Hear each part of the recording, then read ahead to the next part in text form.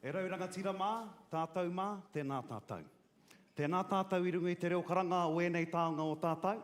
Hei aha, hei kawe I ngā kōrero tuku iho, a kui mā koroma, kia koutou. Ara, ngā whakatupuranga e haere ake nei. Kei tō tātou makauariki I tēnā koe. Nau mai hara mai ki roto I te āhuru mō wai o tō iwi, ka mutu ko koe hei pītau whakarei mo tō tātou kaupapa, nā reira e kui, neira te reo karanga ki a koe, nau mai piki mai rā. Ladies and gentlemen, boys and girls, nau mai piki mai hara mai ki roto I tō tātou kaupapa o Taikura.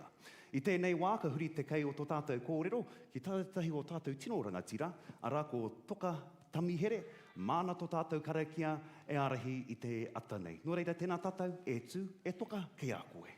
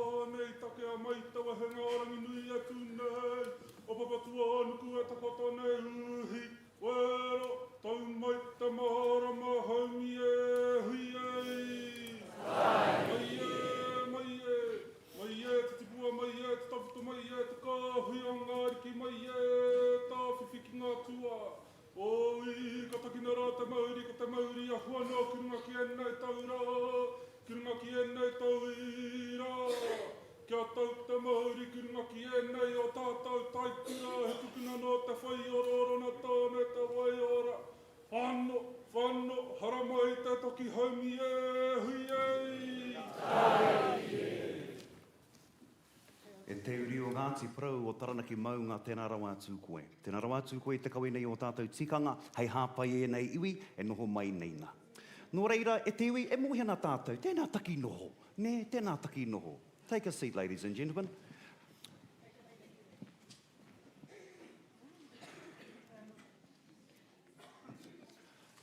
Well, ladies and gentlemen, these beautiful, lovely ladies and gentlemen don't really need an introduction. They're the best of the best. They come from the greatest crop of Māwai Hākona, the oldest, one of our oldest groups, Ngāti Pakeke, o mai te Pakeke. And it's through cultural groups like this that our Kapa Haka, our waiata, were able to be preserved and be able to be disseminated into young little fellas like me at kohanga reo. Nō reira, e kui, tēnā kui tērā waiata a e ronae, because honestly, we loved that song at kohanga and we loved it at kura kaupapa. And yous are the people who brought that to our generation. Nō reira, mihi nui ana kia koutou. Engari, me tūhono tātou ki tō tātou tino wahine, ara kia Auntie Mabel.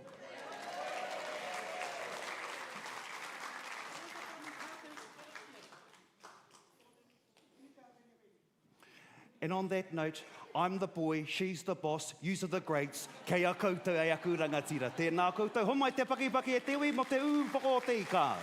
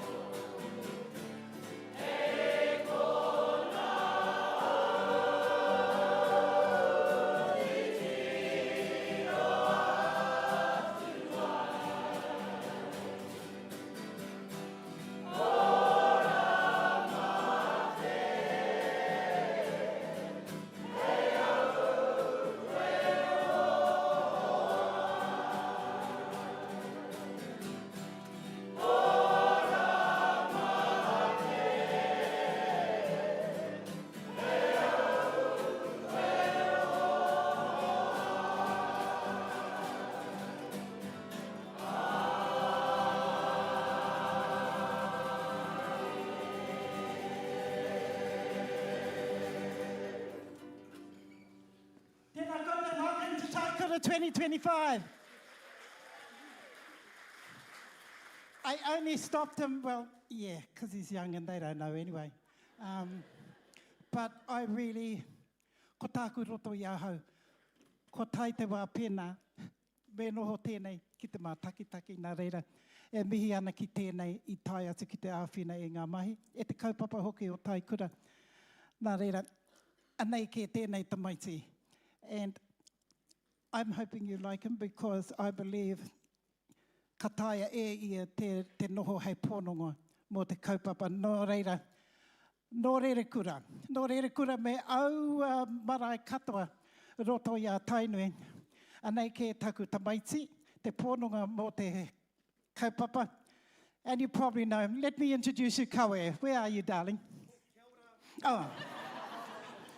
Like a good mokopuna, I went to go and hide and to wait until Nanny told me to come out. I didn't want him out here till you know that this is somebody that I handpicked because I believe he can serve you properly. Nā reira, tēnā koe san. Tēnā rawa atu koe. And honestly, you make me shy when you do things like that. Gosh, koutou mā, yous are the stars, eh? I'm going to give it back to you because you're so beautiful and wonderful, but koutou ngā Pakeke o Ngāti. You shouldn't be shy. You don't get paid as much as me. You know why? Because it's a super deal. Anna, kua pai.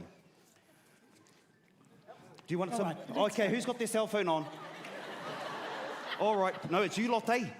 Come we need to just tell them where all the things are. Oh, okay. Ladies and gentlemen, welcome aboard our flight to Kapa Haka land. Ne? Yeah. And on this flight, the toilets are located out that way, If you want to go for a vape or a cigarette, kao. Ne? Te tari hauora will find you and stop you. Ne? But if you must go out into the wind o pōneke. And in that wind, you may find some smoke in your face, but it's the place to go, whānau. Ne? The other thing too is in the unlikely event of emergency, please run as fast as you can to get the hell out of here. Ne? But do not run over our nannies. Do not run over our koros. You young fellas over there, I can see you young fellas. Pick them up. Eh? Do a TikTok video on your way out. You know, make sure everyone know you did something instead of just watching. Ne? So the safety announcements are just really simple, whānau. Just do as you do and how you would like to do it. Ne? When it comes to taking photos and videos, this is the lady you need to get photos of. Please don't get photos of me. My daughter sees enough of me on the Facebook. Ne? But this is the time where we can celebrate these taonga who are bringing out these waiata for us to all appreciate, relearn, and bring us back and connect us part of our te ao Māori. So when it comes to these safety announcements, whānau, you know where the toilets are. Whenever there's a fire or earthquake, shake, rattle and roll and get the heck out. Ka pai? Any pārtai? No pārtai, love it. Te Papa has emergency first aid kits. Do they need and those? And defibrillators, yes, they're on site. We're required to do this, Koe. Oh, the law, eh? On site on levels 2 and 4. And you see our staff there, they're in the high-vis jackets. If anyone doesn't feel well, please just call one of them and they'll get the people required. You'll see the Wellington ambulance is out the front. You are also welcome to go there. And our Te Papa staff are there for medical. Kawe's already told you about he whare aua he kore. We've got our 2 cafes on the bottom, but you're also welcome to go to the exhibitions on level 2. Kare he utu mena he ana koto ki te haere ki reira. So the exhibitions are there. And Kawe's mentioned, this is the Do Festival. We're used to going to festivals where there's, don't do this, don't do that. Don't do this, don't do that, don't take a photo. Over these last few years, we've turned this into the Do Festival. And only because we've seen on mokopuna like this, just their absolute joy when they've seen their nannies on stage, they can't help themselves. We've invited them, if you're crying, come up here. Come up here to your nanny and do the item with her. For today, let's just be nannies, kids. Let's just be nanny people. But this is the one weekend in the year. You know when you go to Tangi's, you think, oh, everybody's there. No, they don't. How long did you spend actually talking to someone from the Taipakeke? By the time you finished crying, it was time to go for a feed. And by the time you finished your feed, it was time to go home. You never talked to anyone. This is the time. I know that we've made mistakes about thinking we have time. I've learned a harsh lesson. We don't have time. We don't have time. Taikura is the time. Taikura is the Do Festival. Nā reira, anei ahau, anei taku mokopuna kua haere mai ki te āwhine e te kaupapa. Welcome to the Do Festival, to Taikura 2025. It's different this year. Nani's going to have a rest. We're going to do sort of 4 teams at a time. And Kaue's going to be here. He's not new. He's been here. And you see here the visionaries who started Taikura. And they're my iconic figures. I need them to keep me up here. Nā reira, ai, ka tika tā taku mokopuna. Ko ngā whakē te kōrero. Engari, ko te Māori te Māori. Kore tai te wehe, on my ears. Nā reira, group 1, I'm going to go and I'm going to leave my mokopuna hei whakanuia e wēnei o na nani o na kraua e muri ahau. Heaps of love, Māori mā. Let's make the most of it, 2025. Please thank in his first stand here at the Taikura, taku mokopuna kawe, koia te reo pāho mō ngā rōpū nei. Tēnā koutou. Tēnā koutou. Tēnā tātou. This is just a reminder for you people who have diabetes, heart attack issues, because there's a few of you, young and old, we don't discriminate. There is a free ambulance here. So if you are having a bit of a, he manawa, or you have too much hookah, too much sugar, too much fizzy drink, too much Powerade, go see those people. We want you to be looked after here, and we here at Te Papa are here to look after you. Also reminding ourselves, we're on the live stream, so tēnā koutou i runga te live stream, e te iwi mihi atu kia rātou, all your fans. There's thousands, 2,000 of them out there, mihi atu, tēnā koutou.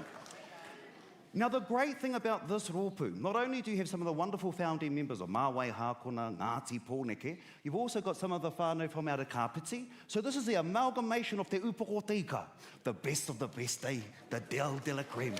Nō reira, e te iwi, you don't need me to talk about them. Homai te pakepake mō tātou kuia karaua.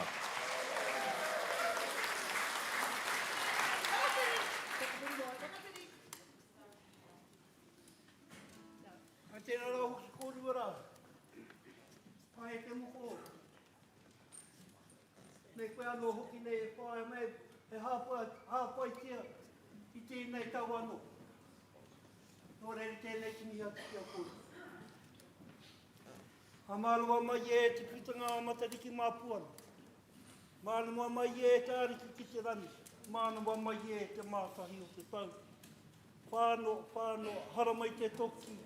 Āta, huaki rangi, haumi e, hui e, tā. Me tuku i tētahi maumahara tani ki tētahi o tō tātou nei pau. Tāna waiata, hei waiata tia mai mātau. Te Upoko o Ika Taikura, i nā iane.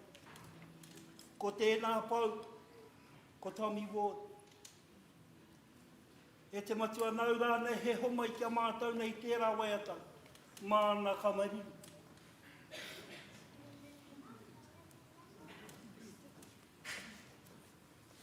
Anei te rōpū, te Upoko o Ika Taikura.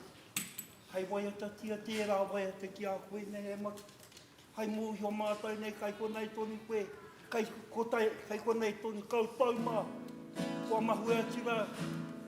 Kua whitirangi tia kai tua tāra. Tō reira, tēnā koutou, tēnā tātou katu.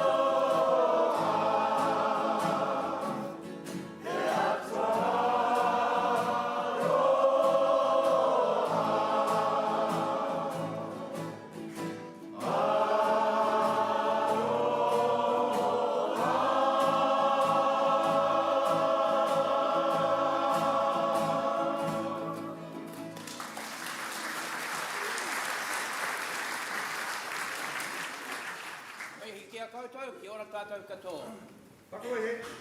1973, Mawai Hākuna won the second Polynesian Festival in Rotorua. Their winning action song, which is also the best action song, Ngā Rā o Mua, is performed here today. One of the members who was on stage on that day 52 years ago is on stage here today, in Upoko.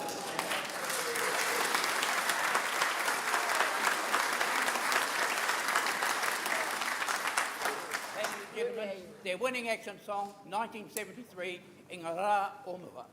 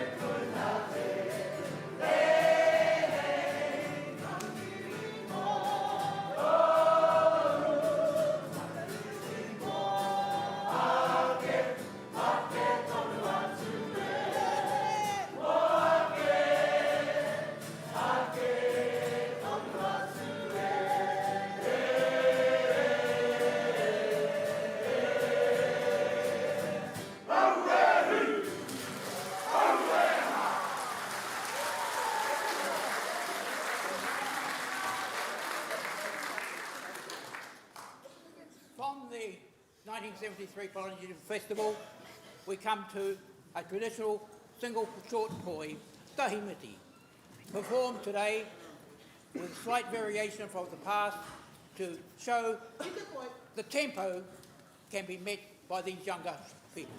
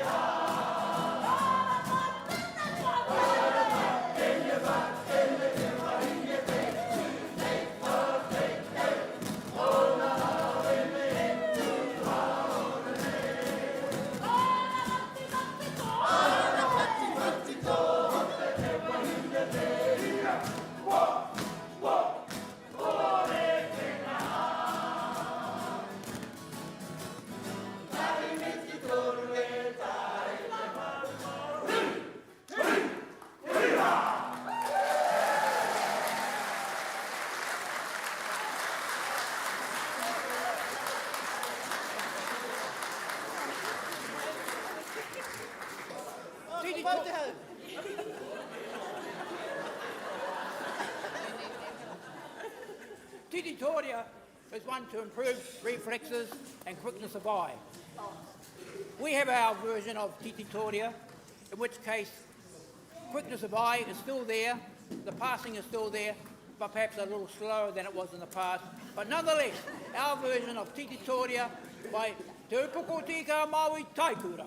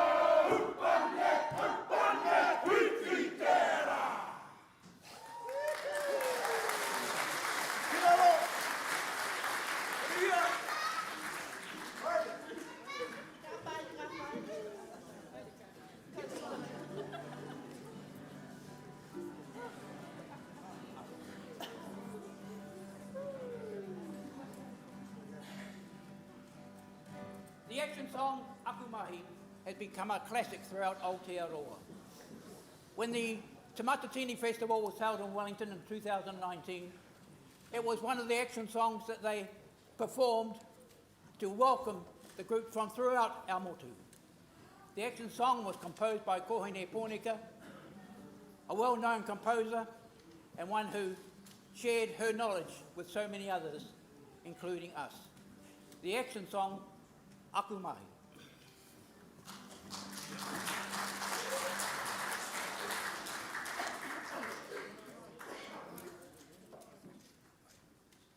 Piri here!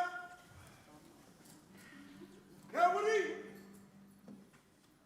Taka here!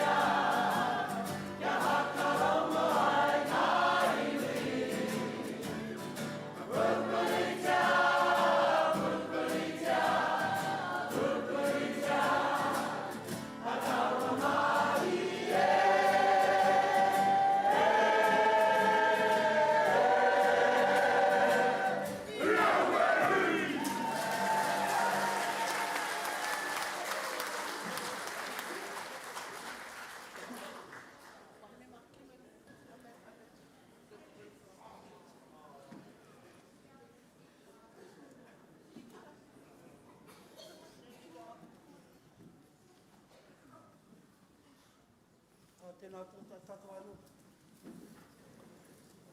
Hai ka tahara mai te rōpū, hā kapa haka o Ngāti Taikura. Hā hai.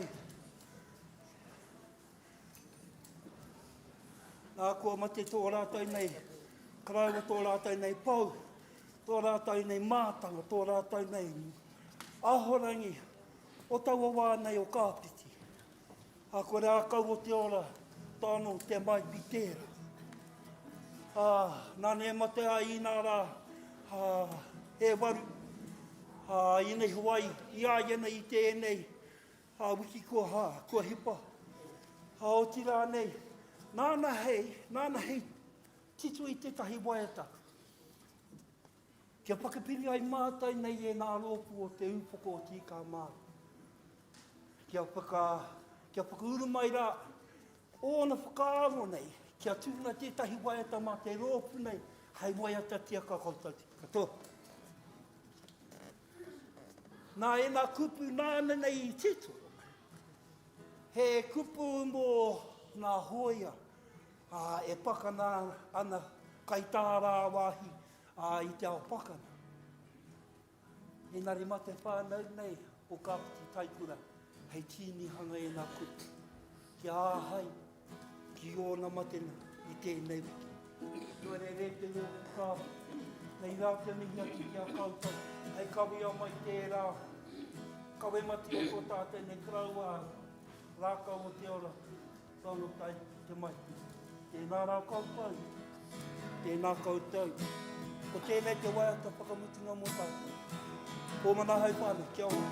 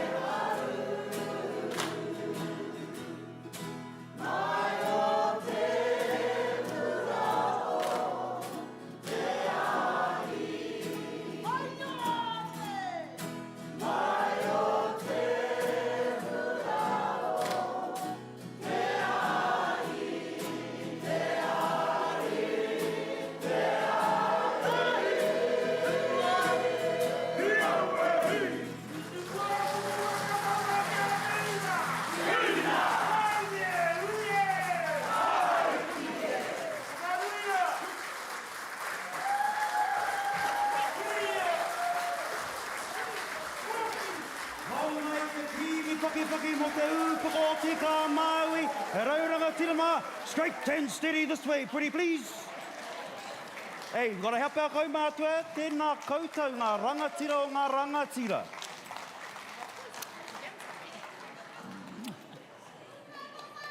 Aren't they fantastic? Didn't they set the standard? Tēnā koutou, a tāhua. I've got to point out this lovely lady walking off stage with a wonderful toko is one of the original members from Māwai Hākona. So if you know e rona, mihi atu. Nā rātou te rāwaiata I horapa ki te motu. Isn't it amazing that we still have kuia karaua that still represent 4 to 5 generations of waiata being disseminated across the motu? Nō reira, te Upoko te Ika-a-Maui, tēnā koutou, hei āpōpō, ne, hei āpōpō. I'm hearing someone say my name. Oh, tēnā, o rātou taonga, e karema, e pai ana. Hara mai koutou.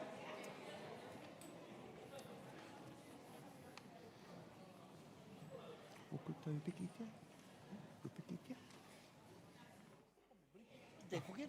Yeah. He taonga te ware, but he aroha nui ki e nei korau o tātou, ko mihi atu ki te pō. Hara mai. Oh, that hema. See, I'm looking at her upside down. Oh, there she is. You're beautiful, Nanny Hema. Mwah. Honestly, strong Nanny. They can stay there. They're the ones. See you, Nanny. She's got me in trouble. See what happens, you lot? Hey, love yous, love yous. Nō reira, everybody on the live stream, I hope you are enjoying Te Upoko Tika and what's coming out here from Taikura. Now, these ladies and gentlemen have been waiting for a while. Nō reira, me huri au ki taku reo o Ngā Pakeke ni. Nō reira, ko tai mai te nōti nota ki te Upoko Tika. Oh, ai. Ko ngā Kaumātua e nei, no roto mai te ākau roa o Ngāti Wai. Engari bat, ngā kaihaka nei, he toronga ki ngā hapu katoa, me ngā iwi o roto I te tai tokaerau. E hari ana, e koana mātou, kia huka o rātou, kia huki mai ki tēnei kaupapa whakahirahira nei, ko tā rātou tuarima tēnei, me te mihi atu ki te tarahiti o he kura te tangata. Me ngā kai whakahaere I tēnei kaupapa, e kuima, e koroma, kei a koutou. E te iwi, homai te piki aki mō Ngāti Wai.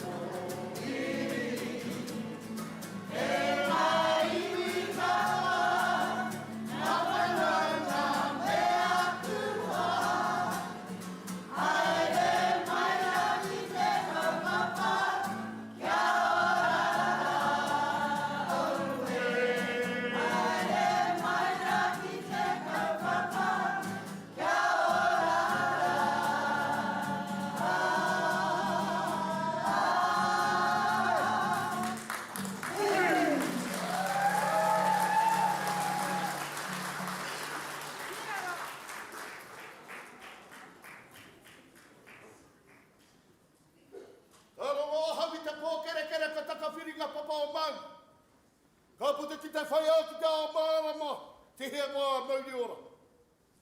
I te tīmatatanga o te hakaro nui ko te wahikei wānga manu. I te kare i hanga i tēnei awe kore tātou i kui mai tēnei wā. Nō reira papatua nuku Ngā Tauranga o ne kura. Ngā Tauranga o ne kura i whakatohe kākano na te kākano ka tipu he rākau ka tipu tāne māuta, tāne whakapiripiri i whakapiri ai tātou i tēnei wā. Nō reira e te haukainga. Nau rā te pōwhiri, nau te kāranga kia mātau ki ngā matāwaka, ngā tōpito matua o te aroa nei. Nō reira tēnā koutou, toi tū te whare, ka tāre fua te tangata. Nō reira e ngā mate huri noi te autūroa haere koutou. Haere koutou ki te ara tike tike, hei taura kia mo tātou mo te tangata. Nō reira haere tūrā ki ngā tō mairangi o ngā atawhainga i o matua, te atua tua whakarere te kaitoku mo te tangata. Nō reira koutou e te au māngia.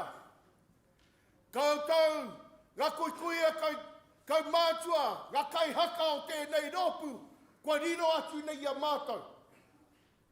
Koutou, ko koutou tērā ko aku, Francis Heremaya. Koutou, ko Hone Rapata. Koutou, ko whaia rewa, me whaia Marion. Nei rā mātou o hoa. Nei rā tō whānau. Nei rā tō kapa e tangi tonu ana. E tangi tonu ana. E tika ane te kōrero, kua hinga ngā tōtara i te Whātua tāne. Engari, tēnei ka tūtonu ana ko ngā kauri. I muri hau. Nō reira koutou, e ngā mate huhua kia koutou. Tai atu kia tātou nei, ngā kanohi ora.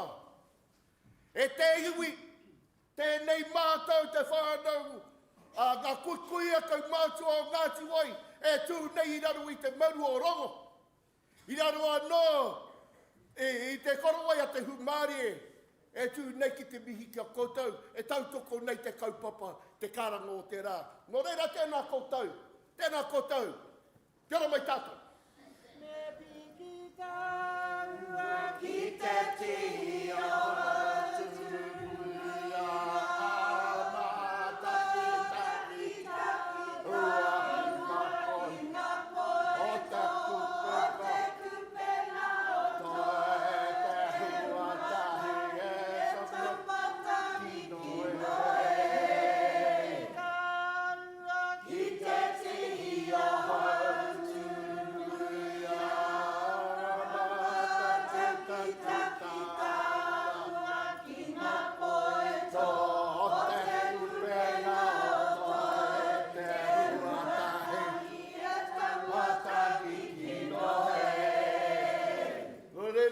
tuia ki te rangi, tuia ki te whenua, tuia ki te ngāko o te tangata. Ko te mea nui ko te aroha. Hei mai tātou i ngā Waikato, tēnā koutou huri aina. Toi tū te tiriki. Tū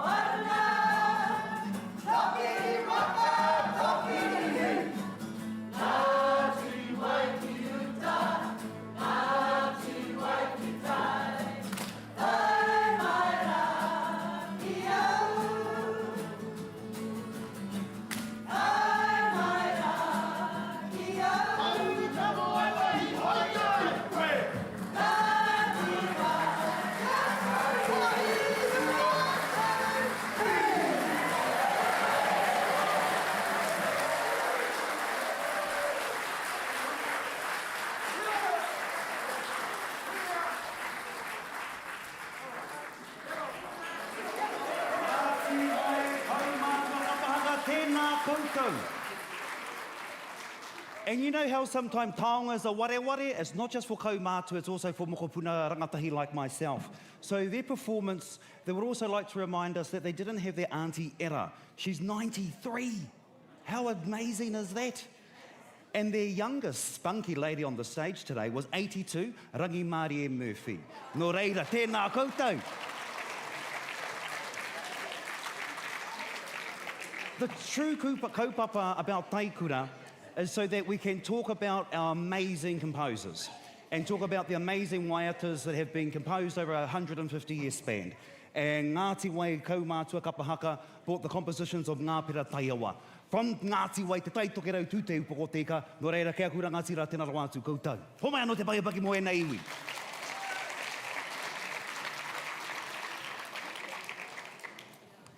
Now, to all you wonderful people out on the live stream there, make sure you're sending this kaupapa all across social media. Now, we know we've got people in Canada, America and England watching our social media today. So tēnā koutou ngā rāwaho. Make sure you come back to New Zealand, Aotearoa for a good look, ne? Ka pai.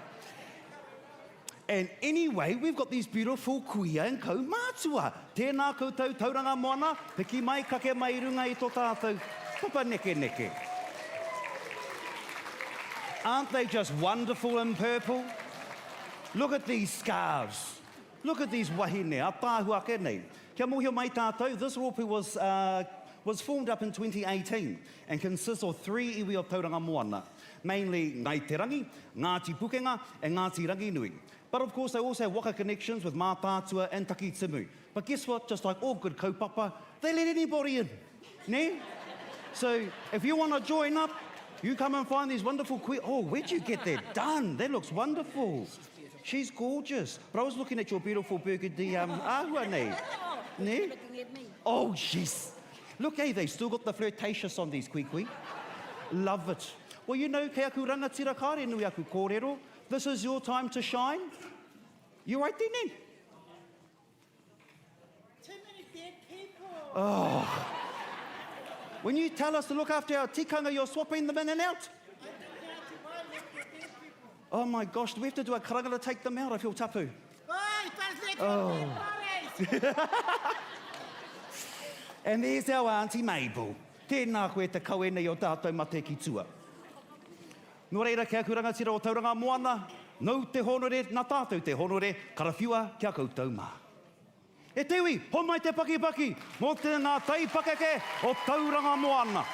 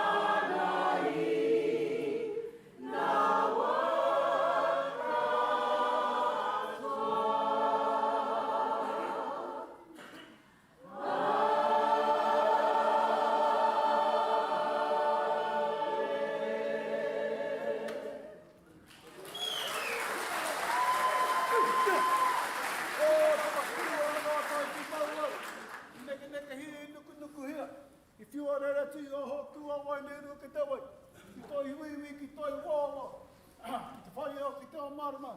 Hau me e, kui e, Taipakeke.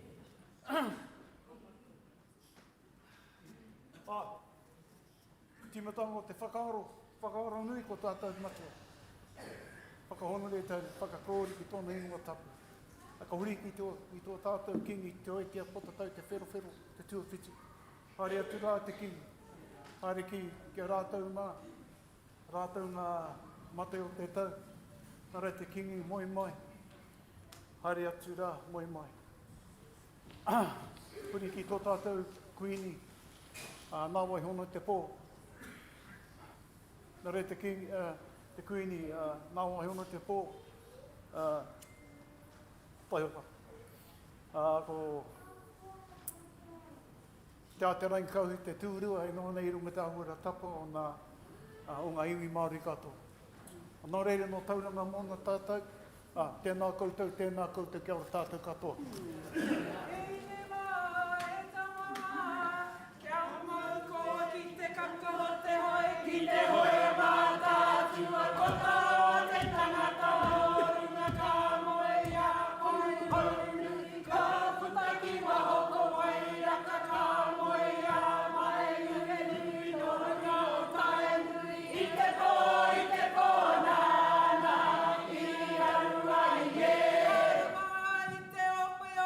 To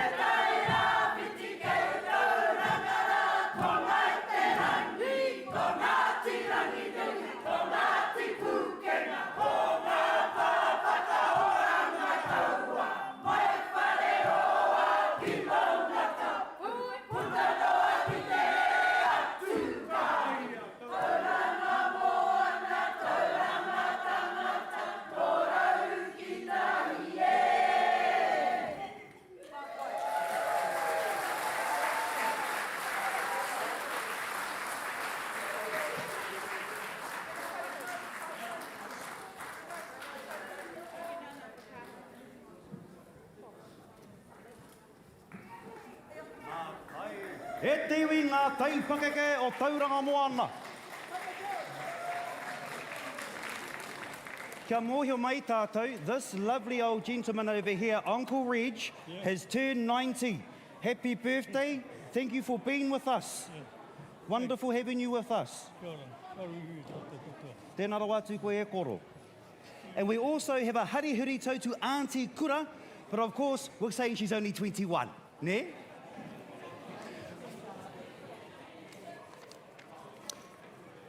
Nō reira, ke aku rangatira?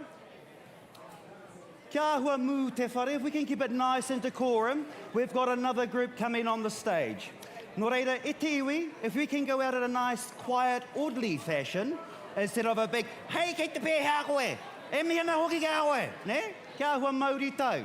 I te mea, ko te kapa e whai ake nei, no roto i a mātātua rohe, ka mutu ko rātou ngā tino. And they're dedicating their bracket to a few things. And some of these things are e tu neo. This symbolises the resilience of the return of the whare nui of Mātātua 150 years ago from the Crown. At the moment, the Governor-General, Dame Cindy Kiro, is also going through the rohe, and they're also dedicating part of their bracket for that visit. And thirdly, they also want to help, they also want to dedicate this bracket to the launch of the Puka Puka, Mātauranga Māori, by Sir Hirini Moko Mead. Ne? Nō reira, ke aku rangatira o mā tātua waka o Ngāti Awa, hara mai, hara mai, hara mai. E te iwi, hon mai te piki paki paki, mo tēnei iwi o Ngāti Awa Taikura, mā tātua waka.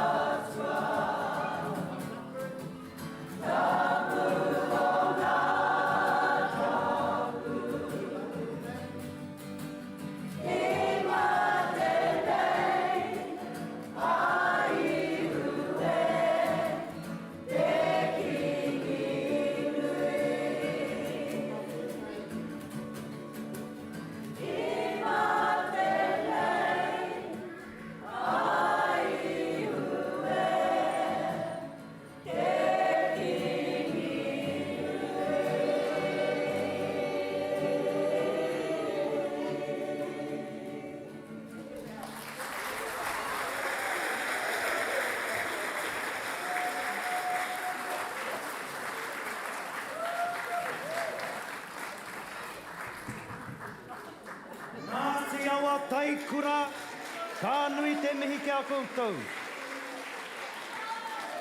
And if you didn't know, whānau, they have the flashes whare nui in the motu. They have their own 3D show. So when you go into the whare, not only do you see the whakaero no tua whakarere, you get all these wonderful animations across the whare to tell the pakiwaitara. So thank you for bringing that mātauranga. Thank you for bringing koro hirini meat onto the atamira. Thank you so much for being you. Nui te aroha ki a koutou, aku rangatira o Ngāti Awa. Tēnā koutou, haere pai atu. Actually, hei a pōpō, me te pōnei. Nee, hei te pōnei. Vina, is this your dead person? Oh, gosh. Oh, She can stay, remember. Oh, that's Nanny Yeah. Pussy. Oh, sorry.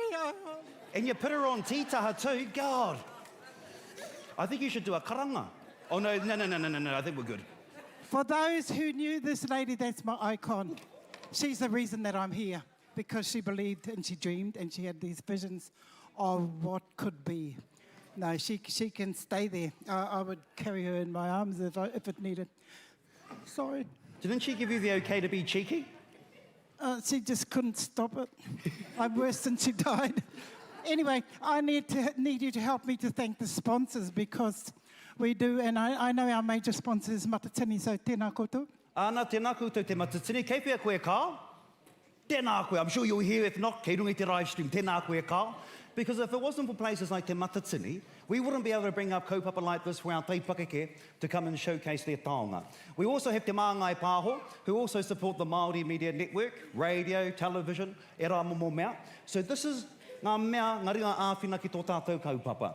We also have te tumu pairoa. Now you guys, you need to know that tumu pairoa have a table in Amokura for Taikura to access the service. So koutou mā, the performers, if you want to find out about some of that whenua that might be yours, go check out te tumu pairoa, and they're in our Amokura room. The other one, ka nui taku mihi ki te taurawhiri i te reo. Nā rātou anō tēnei kaupapa i hāpai anō, katoa rātou o te rāngai kāwanatanga, hei āwhina i a tātou ki te whakaputa i tō tātou reo, ka mutu i ngā taonga a kui mā koro mai rungi te tamira i te ranginei. Oh, do I have to say thank you to these fellas? Because these are the ones who make us look good. Big World Zoo. Now, it's not just a zoo whānau. With this wonderful Xavier and his crew, they're the one doing all the tricks over here to make Nanny Mabel look fabulous, to make our Kaumātua look awesome, and to make me look younger and spunkier. Ne? So we've got a great team over there. He Māori, he Pākehā rātou. And all of this taonga that's been recorded, you can share on Facebook, TikTok, Instagram. For years. At Nanny's house. Engari kia wātea koe, baby, kia haere ki te whakatā. Oh, tēnā koe. Don't go too far, because I might need you. Nā reira, mō wēnei nā ngā pūtea hei tautoko i te kaupapa. Āwhina i a māua ko kawe, hei mihi kia rātou. My next group is starting with their Waiata first. And they had some occasions. Nā reira whakaeke mai koutou. The first one, they wanted to acknowledge that they're bringing a nanny, Julia Wade, that will come up in their waiata. But I have an 81-year-old. Last night I had a birthday. Maria Hoko turned 70, so if I could have those ones to lead you out for your waiata tira. Haere mai.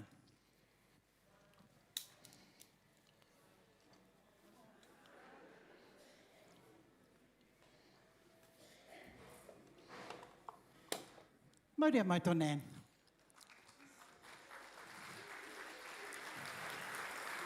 Where's the birthday girl? Who's the birthday girl? Is the birthday girl here? Put your Nan over here with Nanny Pussy. Kei te hara mai. So first we're starting with the waiata tira. When we asked, you know, what were all the numbers about? Here's the birthday girl. What would you like for your birthday? What do you want for your birthday? I think a good performance from our rōpū is enough. Today and tomorrow. Oh. I'm just trying to find someone who looks rich and they might buy you a coffee. I'm sorry, rows 1 to 3, you all look very broke. My sister-in-law is here and she's a doctor. She's got her money. Can you please buy her a coffee at lunchtime? There you are. Happy birthday. You got a coffee down there from Dr. Johnson. So when I asked, what do all their numbers mean? And they said they don't want to translate them word for word. And ko tātou rā tērā, he ao tō tātou. Not just a little wee thing, we're really big.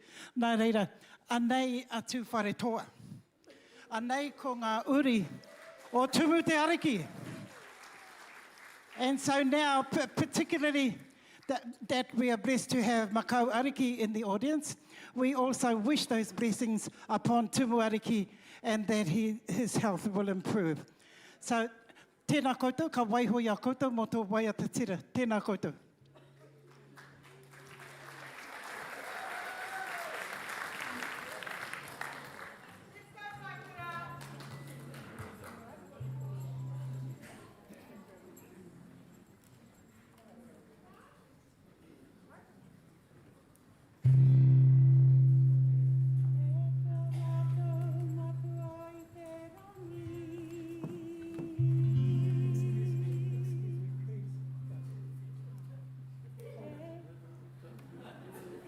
I'm sorry. I needed you to hear this voice. I'm sorry.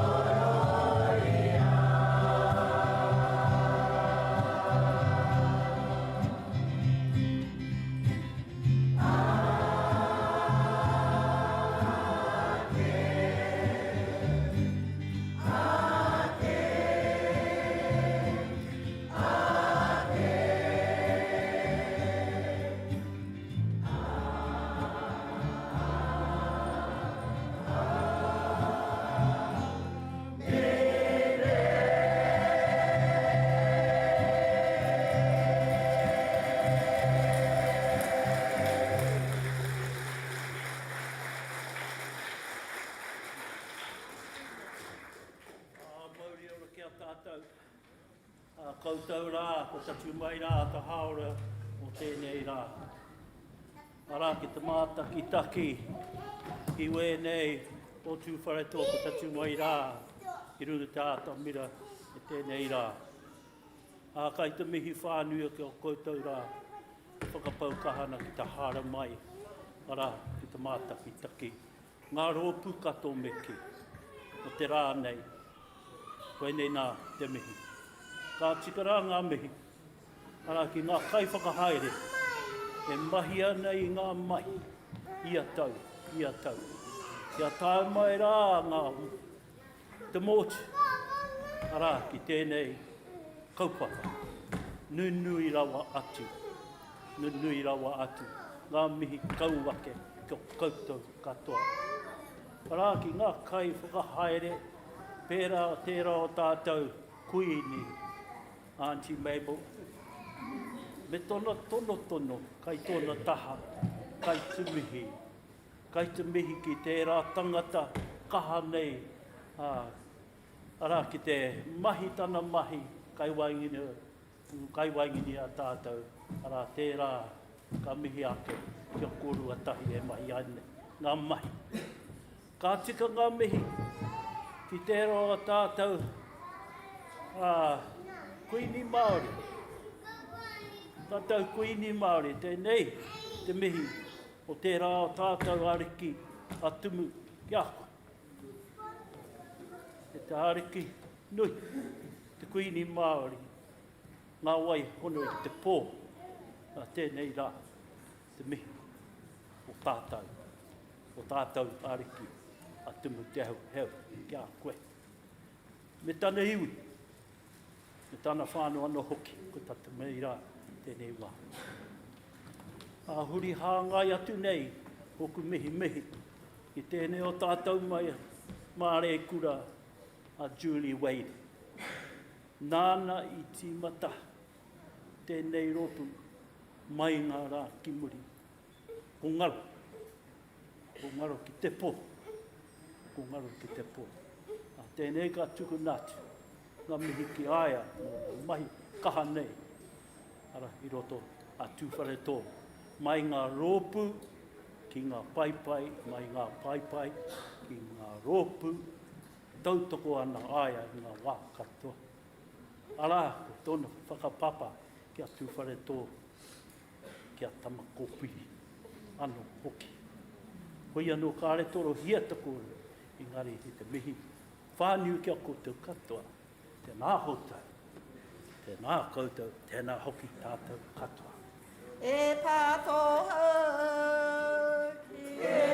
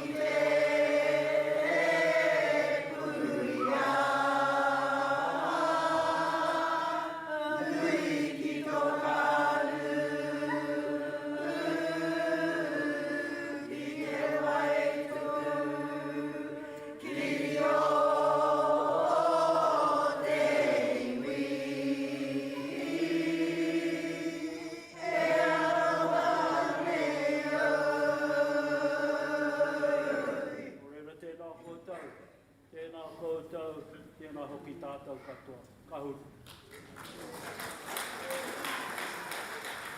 Ko te tuki ko ngā mahi o te tikanga Māori. Ko mihingia, ko tangihia, nā runga i te kawe e ngā whakahua o te rāhunga, ko ngaro. Hello, kare. These two over here, they're busy talking. Somebody, I'm talking to you. Your kids are moving all over the place, hey? Don't squeeze them because this is a nanny thing. Mokopuna are allowed to do anything they want. Don't touch them. And if you're trying to scare them, pretend to be smiling, say, you better come over here. Because if they see you and they think you're growling them, they're going to come and take them. And next thing you know, you have to go and visit your baby in Christchurch. But here, feed him. No, you come and get it.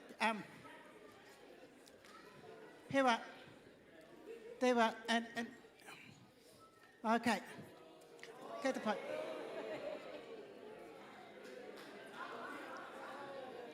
Oh, that's a good one. Do you want it? Do you want that one? Oh, okay, here.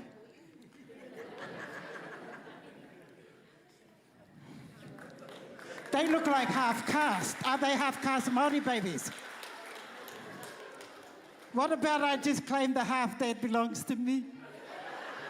Anyway, shut up, Mabel. Anyway, tukua au kia pānui kia tuku i nei kōrero. The kaupapa of the rōpū is the hauora, whānau ora, and general well-being of our kuia and Kaumātua. It's an opportunity for us to come together every Sunday to celebrate who we are and where we come from. We uphold and practice the traditional practices and values of our tupuna and continue to learn more about our iwi through waiata whakangāhau, mō te atea, waiata tangi, aroha, hianga, haka and poi, to build our capacity as an iwi on our paipai back on our marae. Our rōpū is connected constantly with our ariki and our privilege to tautoko his haerenga. Nā runga I tērā, anō te mihi, kia koe, Tūwharetoa. E taku tangata, e taku ariki. Anei ke mātau, anei ke o uri. Nā reira, te whakaeke ki runga ki tēnei te whakangāhau i a koutou, ko ngā uri o Ngāti Tūwharetoa.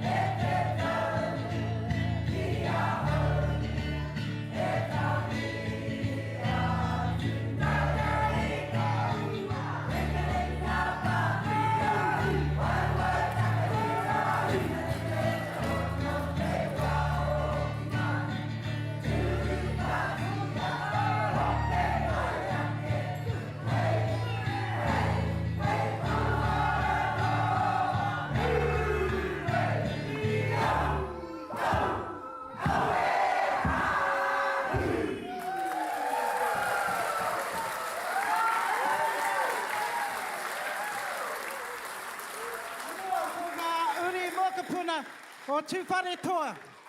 Every year they're here. Every year. Ka kawe e wa rātou mate, engari ka kawe e tā rātou ariki kei te kāinga. Piki te ōrākei runga ki aia. Tūwharetoa, tēnei te mihi. See you tonight at the party. We owe you a coffee. Happy birthday. Can we give a round of applause for the backup band? Ko mai te paki. Tāne mā kei runga noa. And I know there's a lot of us on live stream. I might bring up one of the elephants in the room, and there's probably lots out there that are like me. You know how one of the biggest lies we tell others is, I'm okay. You know, when people say, how are you doing? And what do you say? Yeah, I'm okay. When we are not. We are not okay.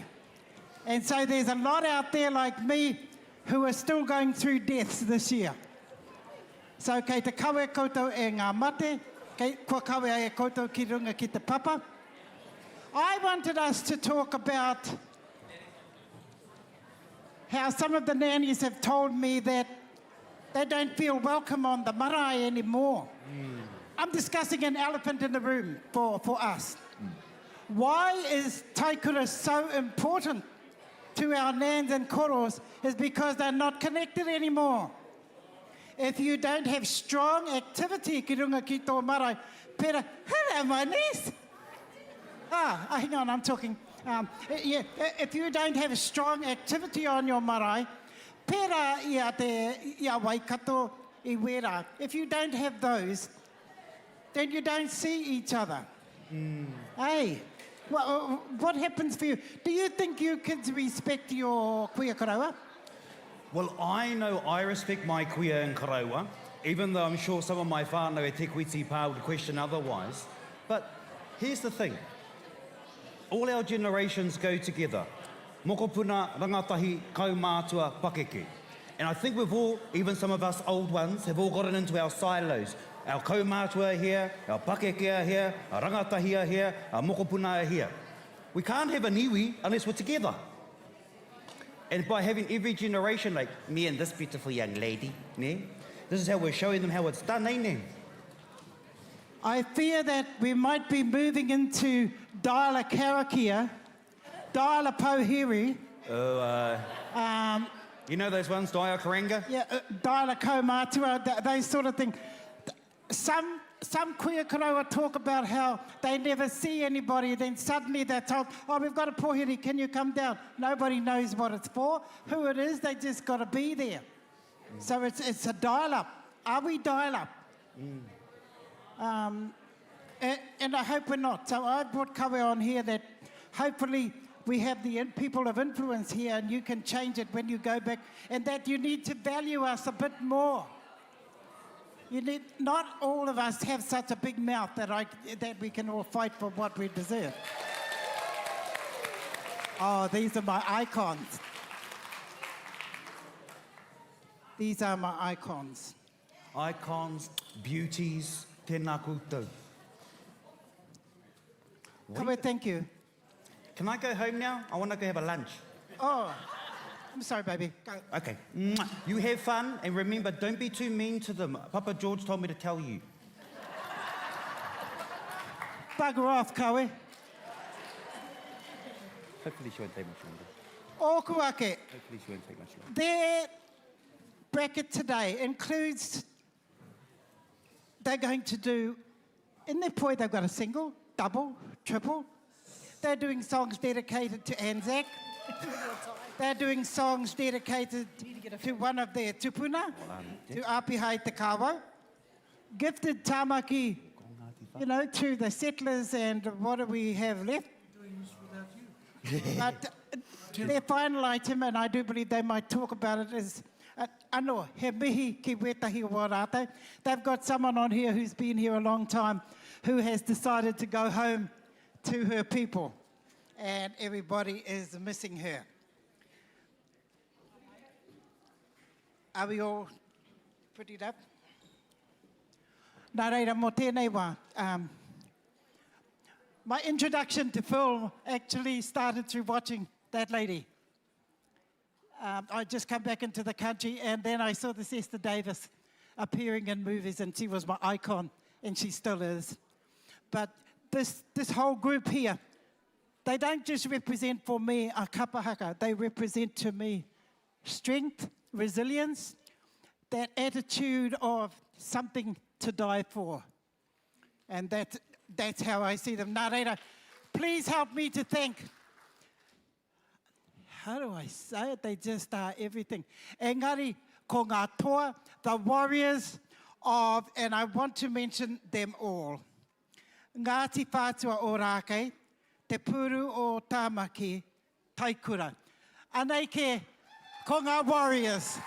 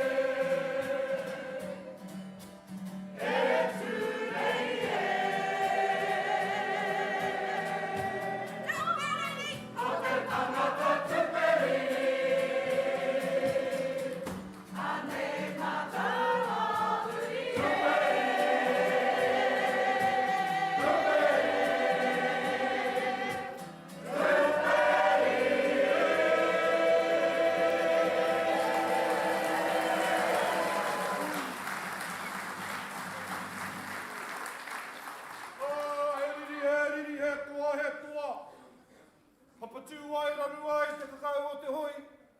Ka pātā ku koe māu ki te rangi erere ki tua Hawaii. He Moana, he Moana, he mānu tana waka e ti he.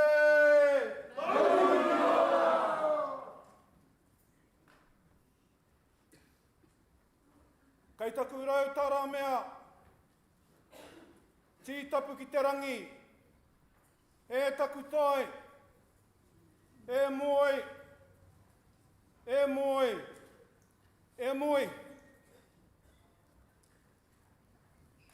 Kei taku mō tai kahurangi, whawhai i te tika, whawhai i te pono, takoto, takoto, takoto. Kei taku amorangi ki te whenua, te whakaruru hau, o te hunga rawa kore, o te hunga kore mahi. Haere, haere, haere atu rā. Haere atu ki a rātau mā, au tini au mano, tatari ana i a koe, i te wāhingaro. Piki ake, kake ake koe, ki te rangi tuatahi, ki te rangi tuarua, ki te toi o ngā rangi. Kei reira katoa, rātau tātari ana i a koe. Tēnei tōtaha, Ngāti Whātua Ōrākei, mihi nei e tangi nei, e te tuahine, e te manu marae-kura, e moe takoto aere. Rātau katoa ki a rātau, a tātau e pai nei tēnei rā. Kei te haukainga te Ngāti Awa, Ngāti Tauranga tira, karanga mai mihi mai, whakatau mai. Whakatau mai te Puru o Tāmaki, te mana i te whenua. O Tāmaki nui, Tāmaki ro, Tāmaki kainga ngā ika me ngā wheua katoa. Ko hoki mai ki rungi te reo karanga o Taikura i tēnei tau. Tēnei ka mihi, tēnei ka tangi, tēnā koutou, tēnā koutou. He wai!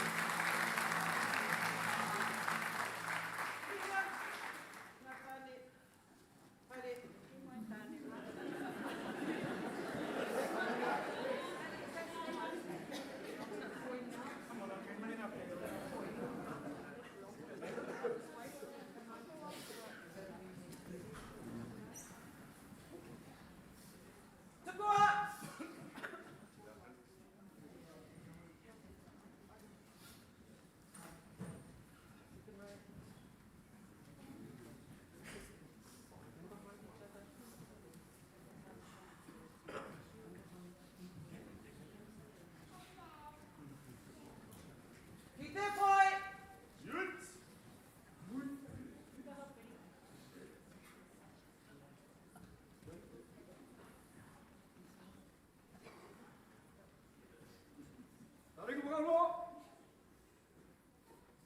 Hopo tahi, pūhu.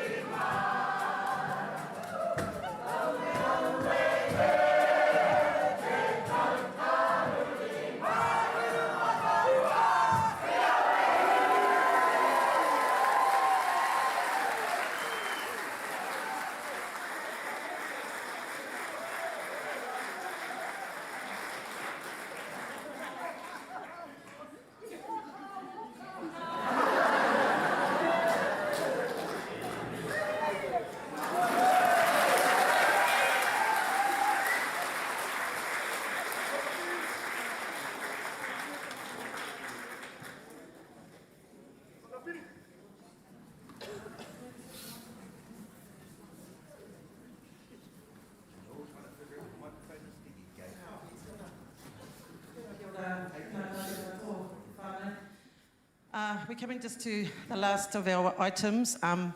This one that we're going to do is a waiata that has been written specifically for our rangatira, Apihai Te Kāwau. And when we talk about succession in Ngāti Whātua Ōrākei, it is our success when our mokopuna tamariki rangatahi can walk beside us. And our Kaumātua, who range, the two rows of our Kaumātua range over 700 years, all between them, which is amazing. And every Sunday when they go to practice, all their mokopuna are with them. And they sit and they watch and they listen and they learn alongside them. So I know this is going to break a little bit of a protocol, whaia Mabel, aroha mai. But I want to invite two of our mokopuna who's literally grown up with them to come up and lead this waiata for them.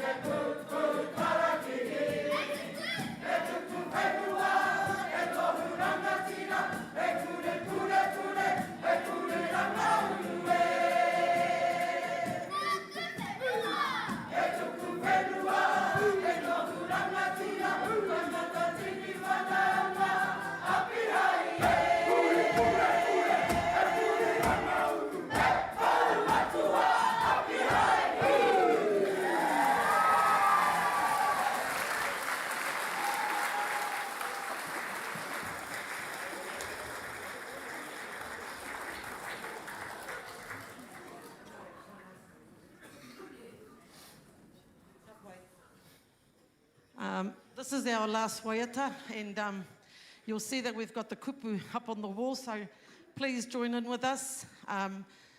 This one we are specifically dedicating to our beautiful marae-kura, Vicky Kingi, who has spent the last 5 to 6 years tutoring our Kaumātua and teaching them some beautiful waiata, not only from her mum and dad, but from her beautiful home of Te Aitanga Mahaki.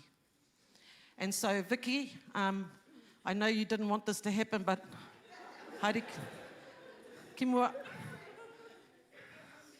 Where are you? Kei hea koe, she's hiding. Hara mai.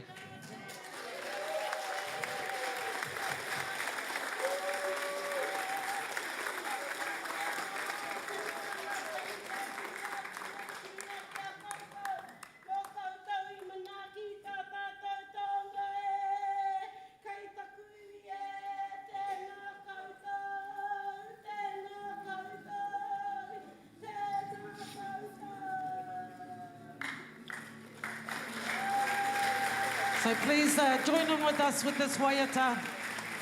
You'll remember this, one of them was made famous by Te Wakahuia in 1996 in Rotorua.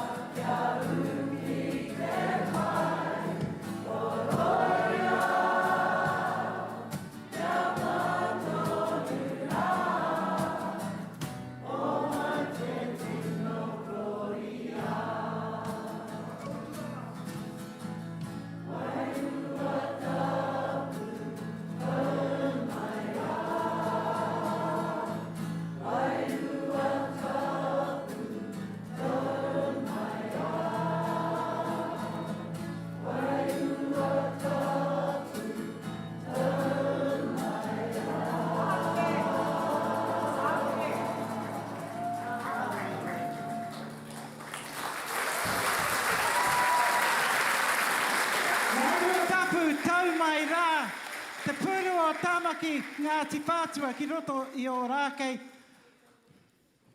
ko ngā rangatira te mana whenua o Tāmaki. Tēnā koutou.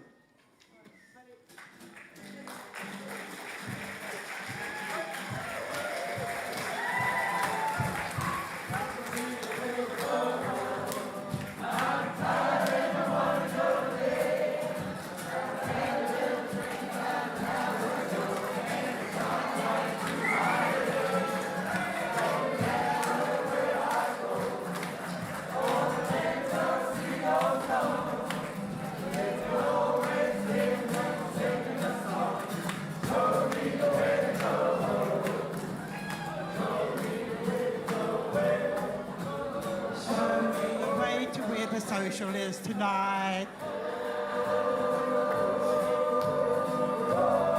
Oh, there's my boyfriend. There's my boyfriend.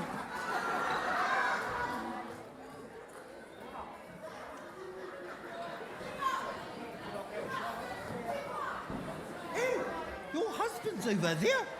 Oh, but he's taller than my husband. Oh, is it your lolly or your teeth? Can you just get me those two tamariki who were out the front, please?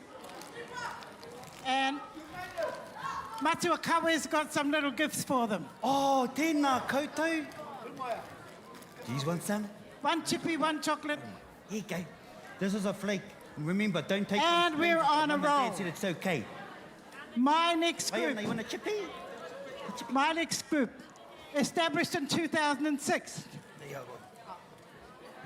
And usually he sits See what here. happens when you're on your phones?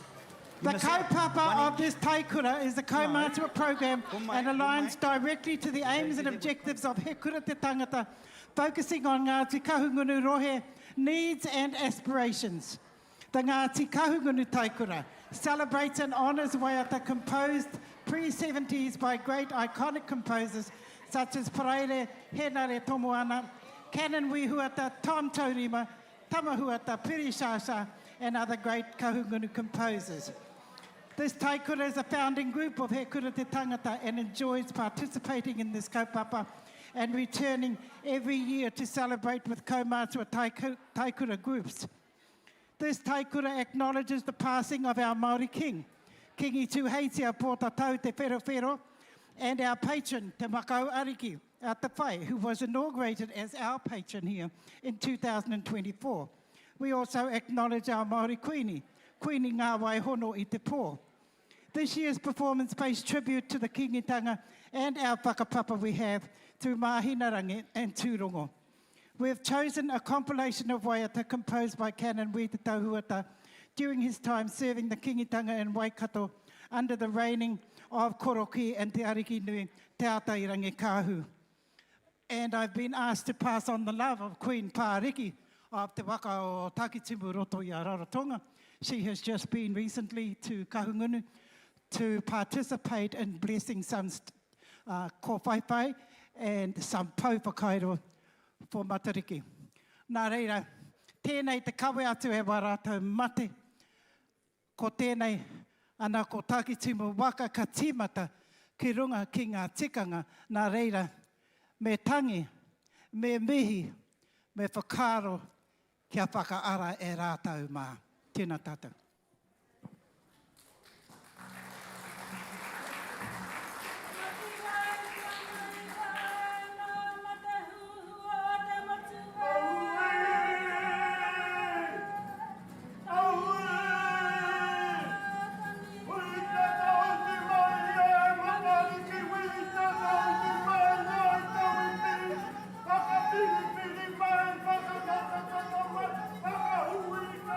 Yeah.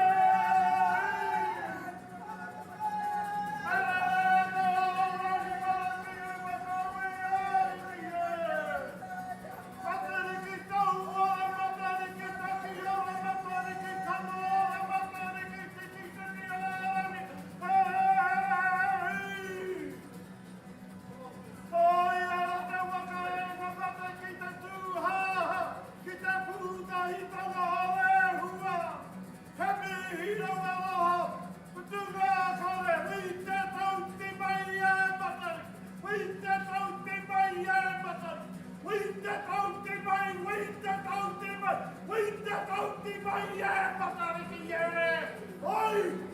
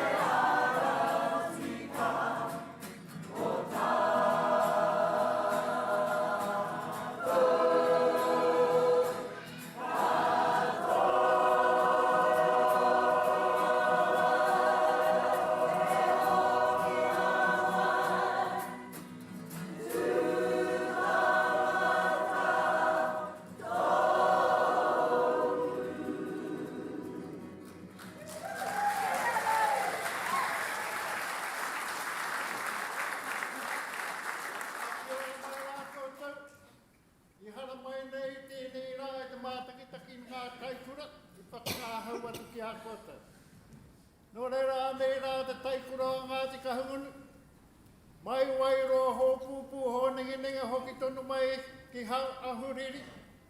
Ki here tau ngā rarau hau kunui haere tonu atu ki te wairara.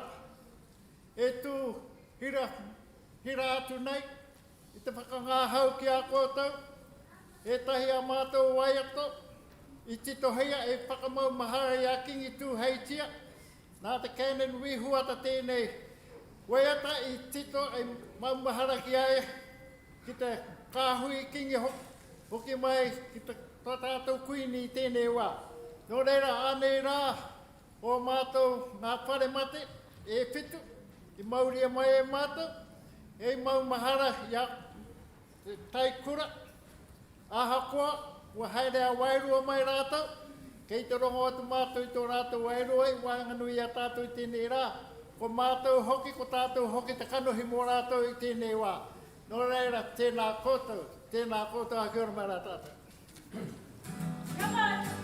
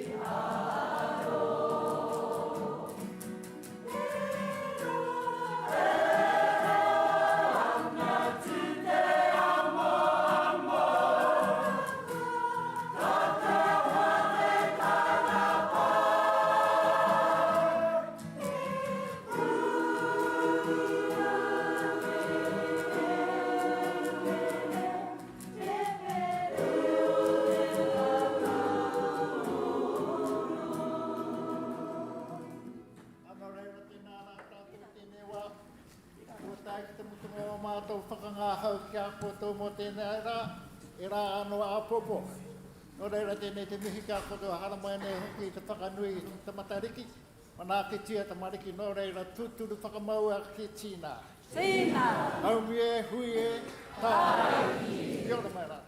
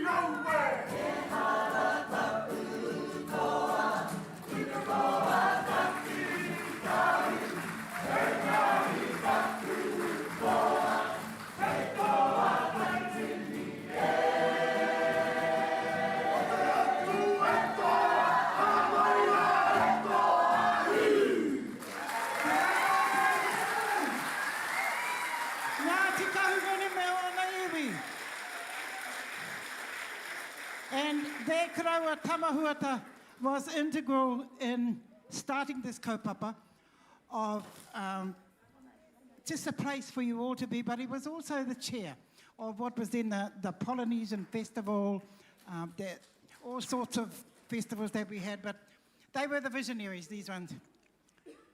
Oh, they're just coming to pick up their dead people.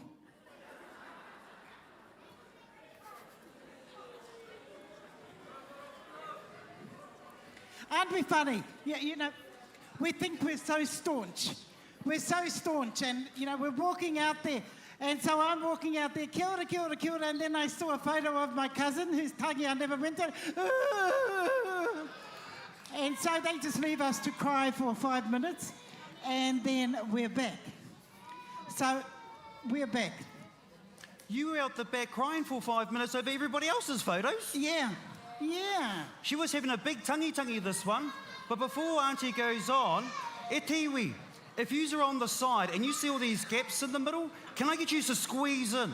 Come on, so e tiwi, e tu. I'm looking at all of you.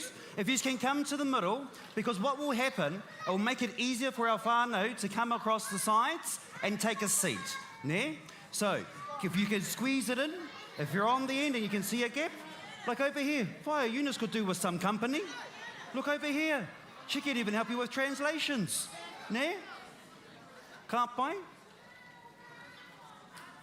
Tēnā koutou, and greetings to all the team that have been.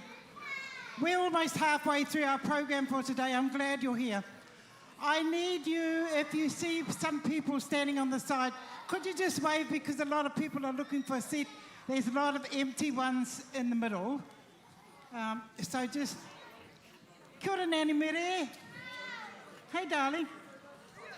Oh, gee, kia ora. Oh, kia ora. All my family's here. They just bring joy to my heart. Yeah. Oh, hey Papa.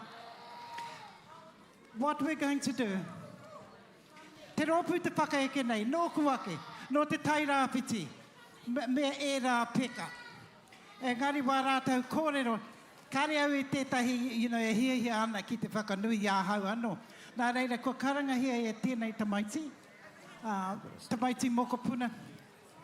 Because I know he has some special connection with this next iwi. And so I've asked him to come on here because he tau parapara tā rātou. And I have asked taku mokopuna, kia hara mai ki konei, nā runga I tōna aroha me o na maumahara, ki wā rātou taonga I aia e tamariki ana I roto. Moko, can you just help me there? Oh, easy peasy. Now, ladies and gentlemen, I want you to really understand the following. This iwi, Rongowhakaata, is one of the reasons why we have that beautiful whare in this house called Te Hau ki Tūranga. If it wasn't for this iwi allowing their taonga to be in here, a lot of people here could not connect with that personal taonga. Nō reira, just for that, can we give them a big round of applause? Tēnā koutou Rongowhakaata. This is wonderful. Nā reira, hei tīmata, ki runga ki te tikanga, anei ke nōku ake, ko te tikanga tāne tēnei, te karawhiu atu e ngā kupu tupuna. Nō reira, whakarongo mai rā ki te tau o taku manue. Ko tēnei te tau, he tau hei runga ko, hei raro ko. Rongo huakina, rongo tākina. Haramai. Ki runga te hui mai ai e. Ko poke tapu, ko manawaru. Ko papatu, ko titirangi ngā maunga. Ko te ara e, ko waikana I ngāwa. Ko Rongowhakaata te iwi. Ko ngai tāwhiri, Ngāti Kaipoho, Ngāti Manu, ngā hapu matua. Ko te pāhau, ko whakato, ko manu tuke, ko ōhako, ko te kuri a tūtai, ngā marae. E ruku, ruku pō wānanga, ruku pō tūpuna, ruku pō tīpuna, ruku pō tangata. Ko te reo te whare tīpuna, ko te hau ki tūranga, tēnei e mihi atu nei. E te iwi, homai te pakipaki mo ngā Kaumātua o Taikura, Rongowhakaata.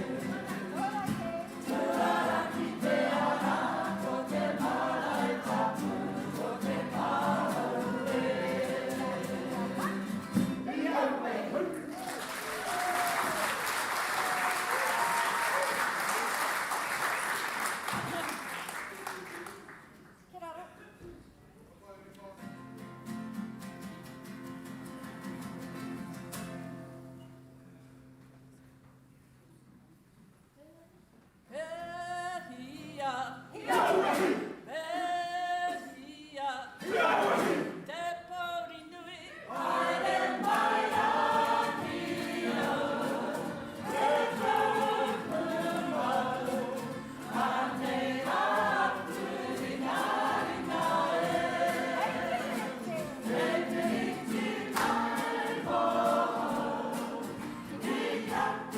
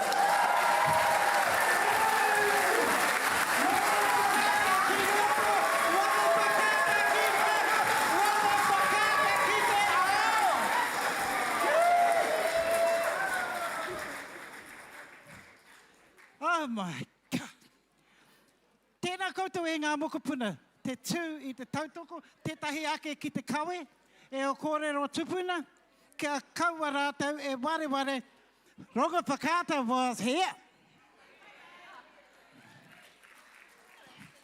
And koera te take. And I know at many festivals, you know that, you're not allowed to take photos, you're not allowed to take videos, and you're not allowed to do those, those haka things at the end, because it takes up time. Well, welcome to the Do Festival, where they say, you're proud of your nanny, are you? Show me. And you showed me. Thank you. Yeah, I just love it. I just love it when we're Māori. Even though I don't have any scribbles on my... Oops. No, I'm not going to get political. It's not my job to get political. But you can take photos. Just don't stand in front of a nanny. Just pretend that you're on a marae. Do what you want to do, but don't block your nannies, because that's, death, suicide. So take your photos. If you just can't stand it anymore, like those two, run up here. I like it when you run up and stand with your nanny. I love it. I love it. It's just screaming pride in your people and your nanny. And when you know the item, stand up, do it. Even if you don't know it all, just do what you know. Anyway, coming up. We okay, eh? Everybody having a good time? Well, I mean, you didn't pay to get in here, so I don't know why I'm asking you. I'm trying to be nice. I lost my pills. Coming up, we have Te Awa Tupua, we have Ngāi Tahu, we have Waikato, we have Rātana. And then we have Hokowhitua too. And then we have Ngāti Awa. Then we have Tūwharetoa. Then we have Taranaki.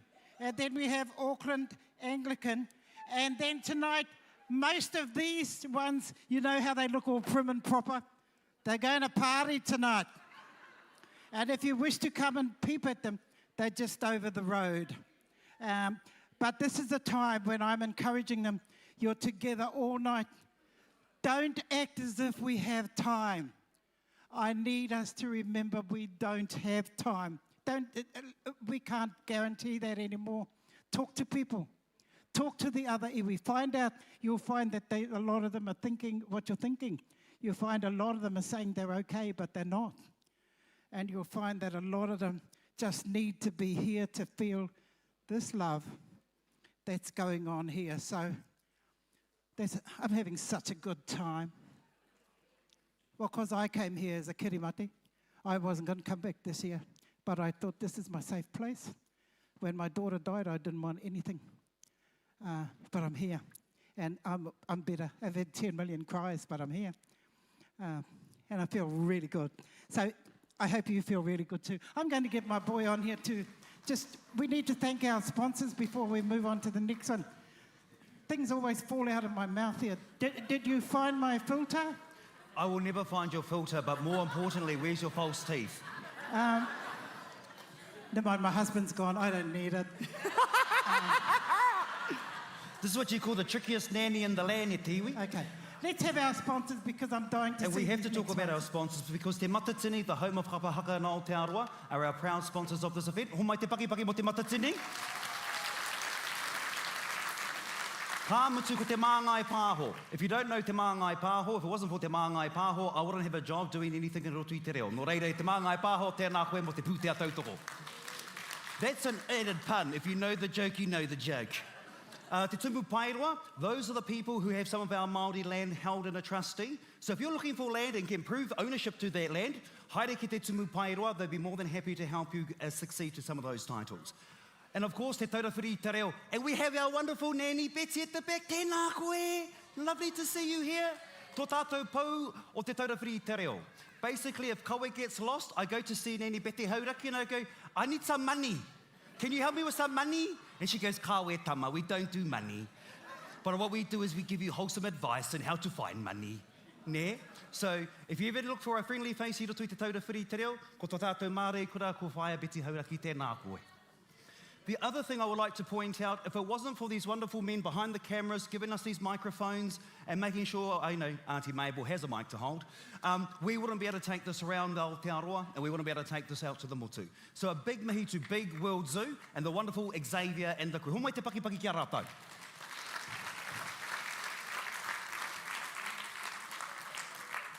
Now, ladies and gentlemen, I'd also like to point out that our patron is in the room, Matariki te atawhai tēnā roa atu koe. Thank you for being in here and do everything that you do for us. He kanohi ki te a koe, he hoki ngā mahara koe. Kia a koe, o tira ki tō hoa tāne, ki tō tātou kīngi. Every time I see you, you just bring back that magical spark that I saw in our king when I was going around on our pokai rounds as a young fella. And honestly, it's just beautiful to see you here with us. Having a wahine like you with strong mana and be able to tell us what to do and how to do it in the right way is exactly why we have you here. And so please don't you go anywhere, you stay our patron forever and ake tonu atu āmene. Tēnā roa atu koe te awawai. Nō reira, e te iwi ko te kapa e whai ake nei, they are some of the best people from Whanganui-a-Tara, Te Awa Tupua, nera? They start from the youngest age of 50 and they go past super age at 65 and get all the way to 91, ne? So you don't need to do a mihi to Winston Peters because you are just absolutely awesome, ne? But this aspiration of forming this rōpū Te Taikura o Te Awa Tupua was to bring the Kaumātua out of their homes. Because you know what they like, they get moke, they stay there and just watch the Netflix, ne? But this type of kapa haka has been able to bring them out of their homes and bring them to the stage and take their taonga tuku iho out to the marae. Nō reira, e te iwi. Ko tēnei te iwi e whai ake nei ko Ngā Taikura o Te Awa Tupua. Can we please remain silent as they come onto the stage? They will be starting with a karanga, and as Māori, when we start with mate, doing a clap just does not work. Okay, it just does not work. No matter how you try it, it just does not work. Nō reira, kia kukuia, kia ku rangatira o Te Awa Tupua, nā tātou te honore, kia koutou te wā.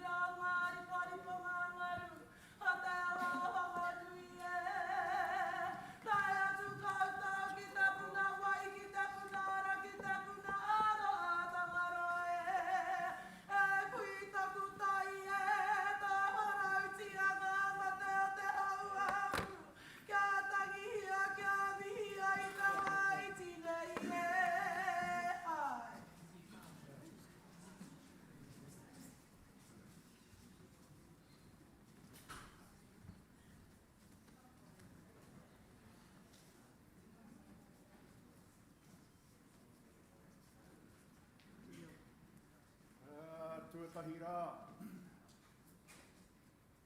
me i ki te paumatua, Morven, te ana Tipa Simon, i ti mata ai ia, a te rōpū nei a te Taikura o Te Awa Tupua. Tua tōru, e poroporo ake,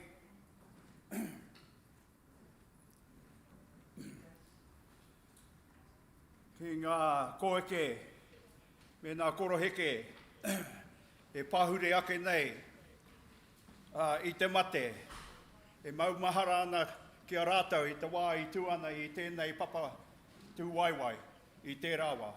E mihi ana, e mihi ana, e mihi ana ki a koutou, tēnā koutou, tēnā koutou, tēnā tātou katoa.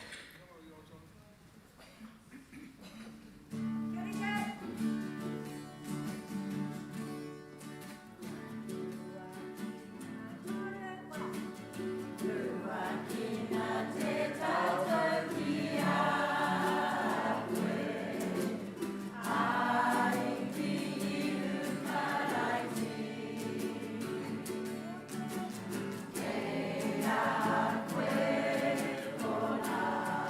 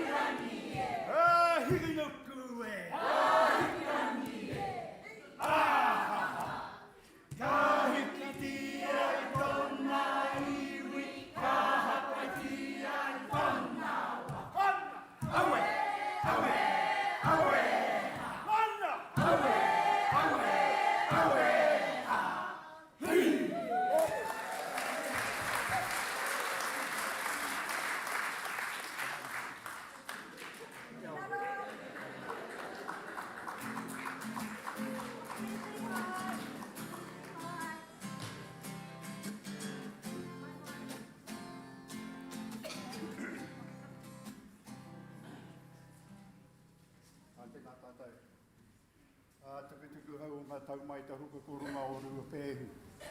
Hei tohu i tahuringa o te tau. Nā mihi o te tau hau Māori ki a koutou, ki a tātou katoa.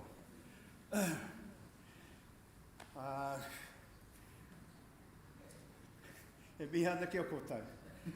Tēnā koutou, tēnā koutou, tēnā tātou.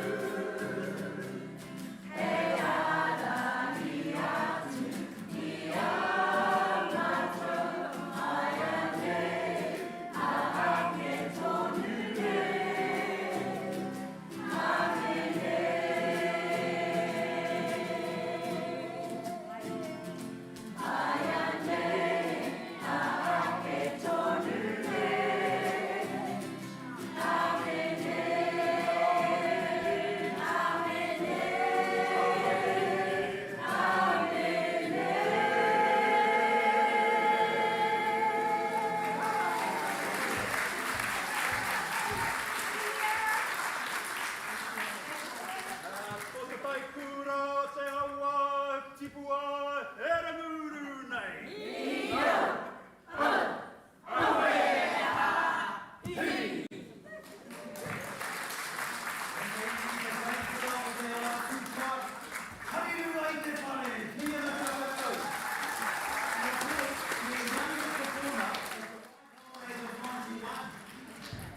Man, I hope you're getting a good super for 91.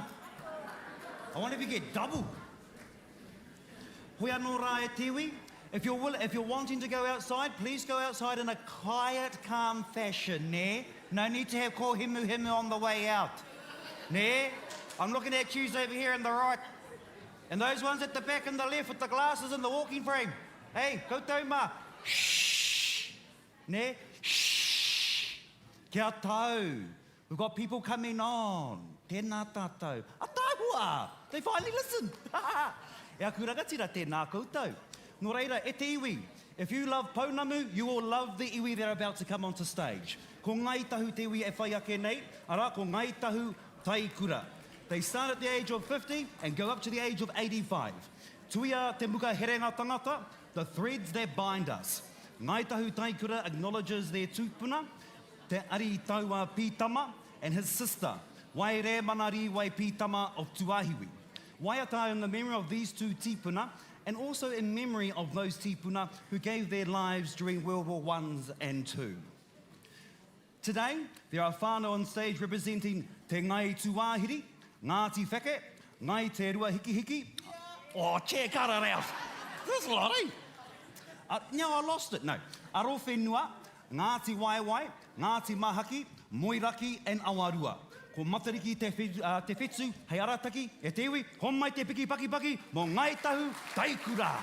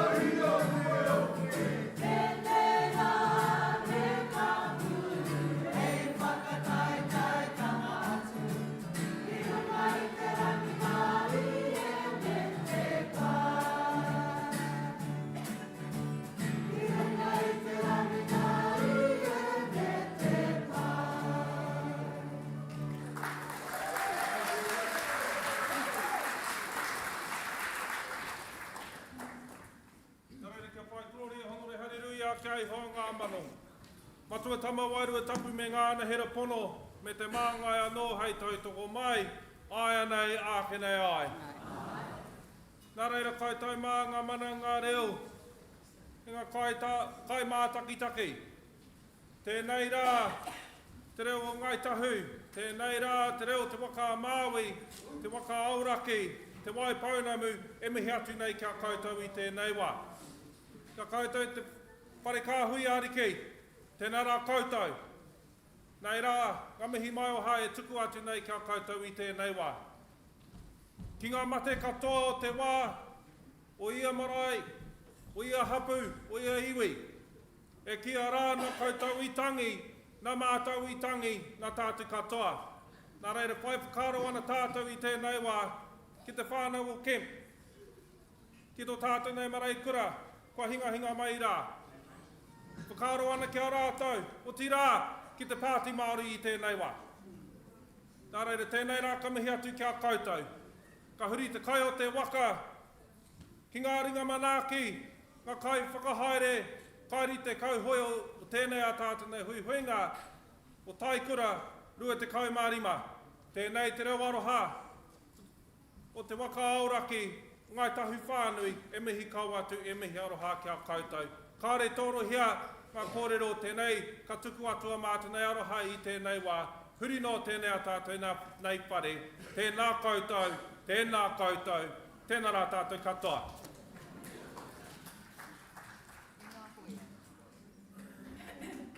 Tēnā rā tupua.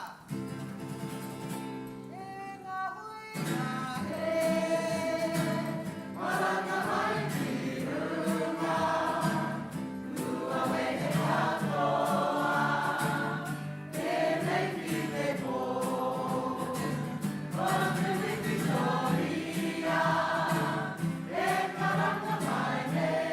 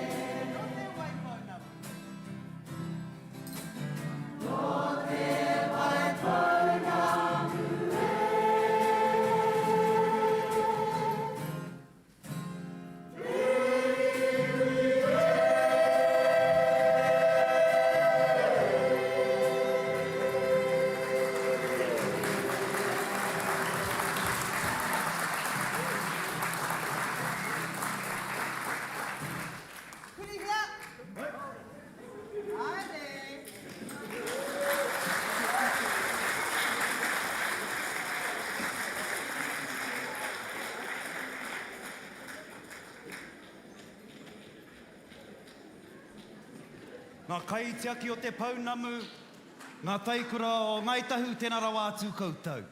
As they say, see you at the dinner, ne? Hei te tina, tēnā koutou. Nō reira e rauranga tira mā, coming up is one of my favourite groups because I'm absolutely biased. It's Waikato, Taniwharau, Taikura. Oh mai te paki. And do you want to know something really, really cool?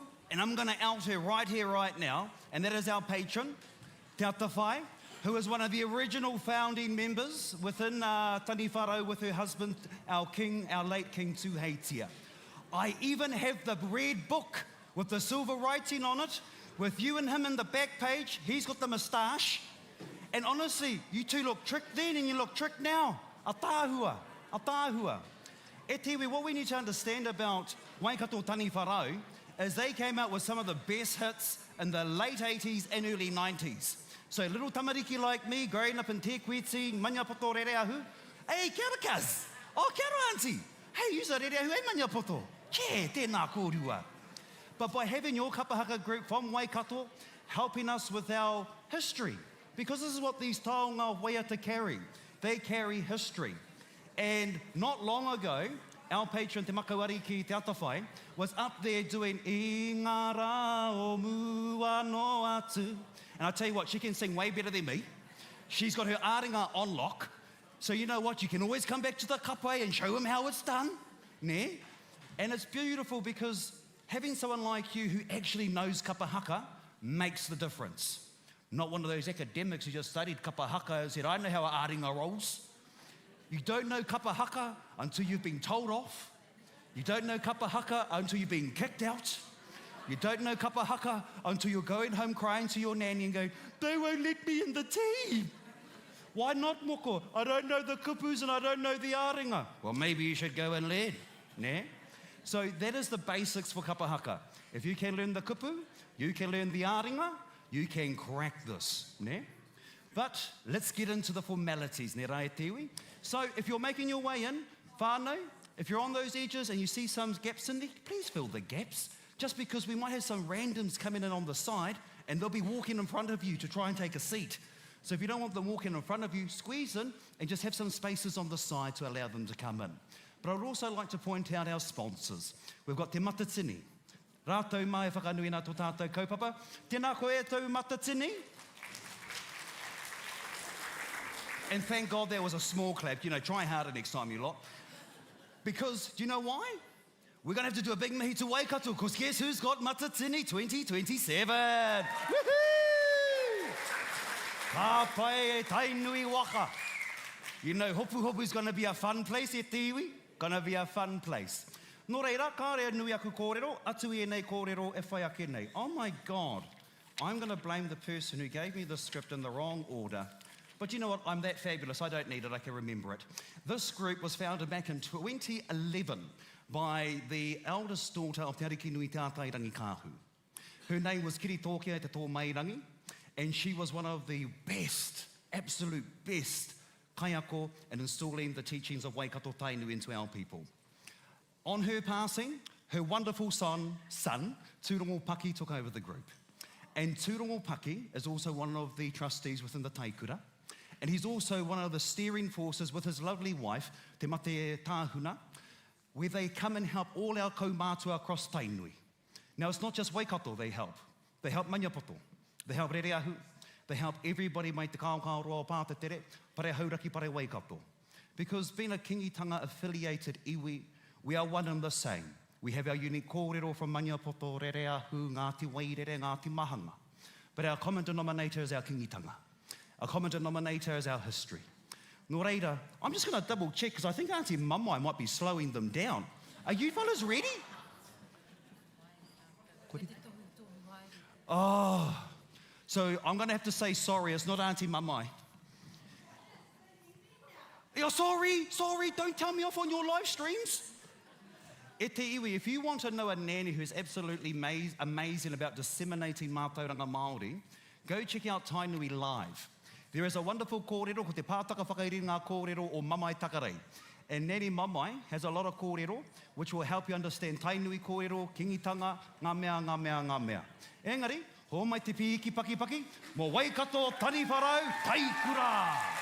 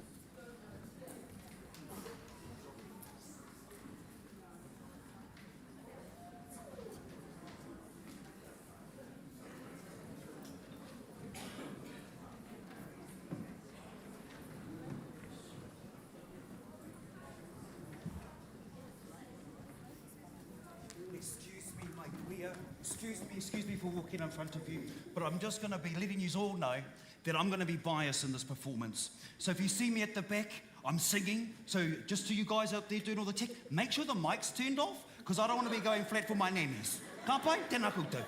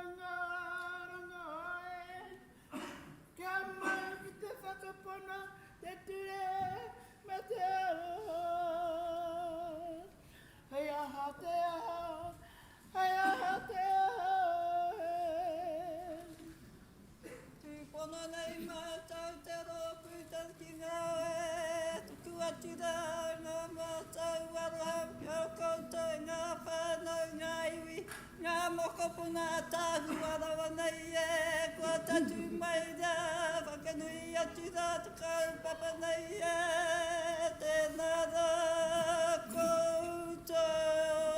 Tēnā rā koutou e,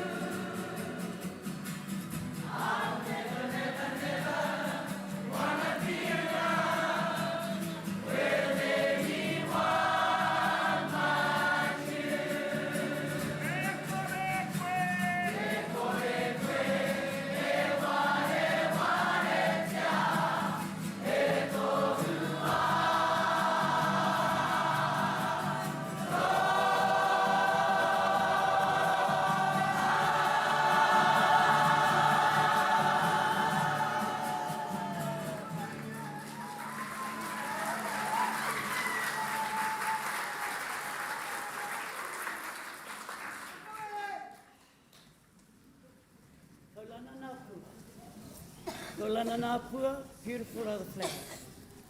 Words were written by Alan. Ke koa o hi Waikalani wrote Prendergast. Tommy Taurima Ngāti Kahungunu became the first New Zealander to receive a Polynesian Cultural Centre Lifetime Award for services to the performing arts. Tommy was presented with the Len Pulama Aloha Living Treasure Award at the Polynesian Cultural Centre. The song Ko Tiro Māori was written by Tommy. He used the tune Kaulana nā pua, beautiful are the flowers, to accompany the lyrics. Ko Tiro Māori is Kahungunu, likewise e Pārira. Karakia, the big hurt, is Waihirere, likewise just a closer walk with thee, is Te Hoko Whituatu. Iwi are recognised by their waiata, which became national anthems. Charles Tauhou Pumi Taituha of Rerahu, Ngā Puhi, composed the song Rera Ngā Wairua in 1979. The tune Kaulana nā pua became a favourite of Waikato. It was at Ōtiri marae at Moerewa, where Pumi was besieged by us, being Taniwharau, during that time, the younger versions. And it came to pass that we forced them to write words to Ko Tiro Māori. We couldn't take that song, so we had to write our own. He wrote the song under the tōtara tree in the company of our nannies Tiamana and Rangituri. Tainui had gone to Ngā Puhi in that year because Te Arikinui was invited to speak at the Waitangi Day commemoration. She, however, passed the role over to Sir Hepi Te Huhu. She said to him, "Mau hei kōrero, ki te kāwana māku ngā waiata." So on Te Arikinui's call, Taniwharau TPM, Te Pauamanga Tāwhiri, Maniapoto had formed a 100-strong kapa to do the waiata kinaki for Sir Hepi Te Huhu, who was also knighted the same year. Rera ngā wairua is a waiata used by Waikato when they whakaeke o tu Ngā Puhi marae, or when Ngā Puhi comes to Waikato. Sadly, songs, when it becomes popular, we all want to own it.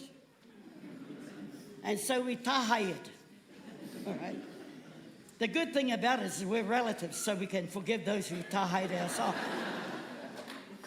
It's pretty annoying when you write a composition and you know it's yours, and then the whānau goes and patent it, and they say it's theirs. Okay, all right. Anyway, this song is Te Rere Ngā Wairua, the original tune, Ko Tiro Māori, Kaulana nā pua, by Waikato, Taniwharau.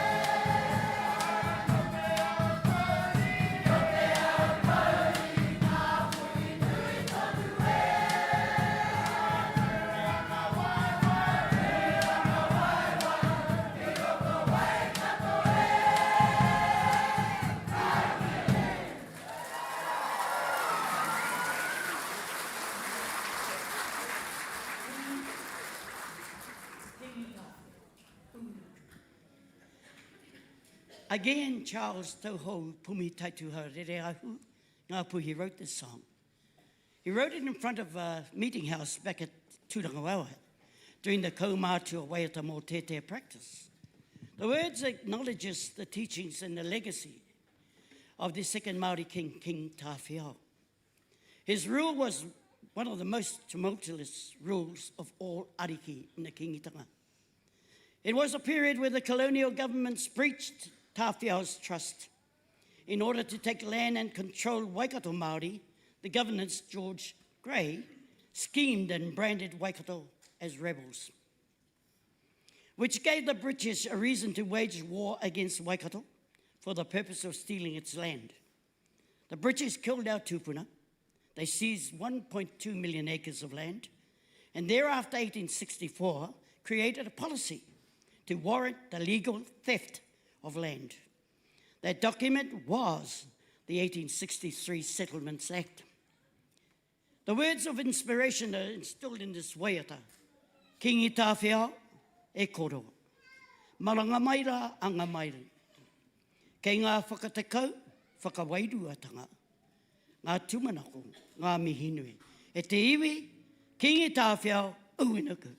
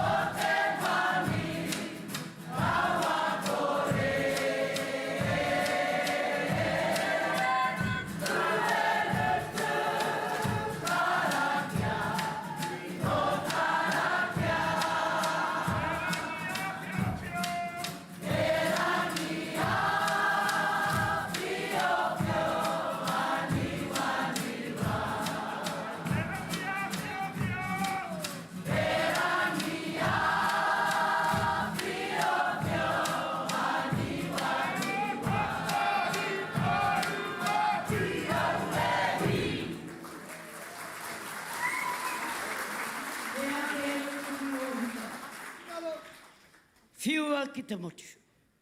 Te ake rautangi o Hikairo Kawhia went to Australia in search of whānau. In a conversation with another, he returned with the idea of creating one leader for Māoridom. He shared his thoughts to Ngāti Hikairo Kaumātua, who strongly recommended that the suggestion be taken to its paramount chief, Pōtatau Te Wherewhero. The ariki, upon hearing the kōrero, he directed that the idea be put to the motu. Whiua atu ki te motu. Many warrior leaders, stately men like Hongihika of the North, Pirikāwau of Ngāti Awa Taranaki, Tāmihana te Rauparaha of Ngāti Toa, had considered themselves ideal for the role. Martin te Whiwhi o Raukawa decided he would champion this role of driver behind a kaupapa of seeking the ideal candidate to become king. He reached out to Whanganui, to Te Arawa, Ngāti Puru, Kahungunu, Tūwharetoa, Ngāti Tōranga, and even Waikato, of all whom declined the offer. Iwiko Te Heuheu III had already approached Waikato, Kaumātua, to suggest that Pōtatau Te Wherewhero consider the position. A criteria was established to eliminate chaos and disorder. However, all probable candidates effectively chose not to consider the position. In 1856, a hui was held at Pukawa on the western lake shore of Taupo. It was there that the preference of an individual being Pōtatau be supported.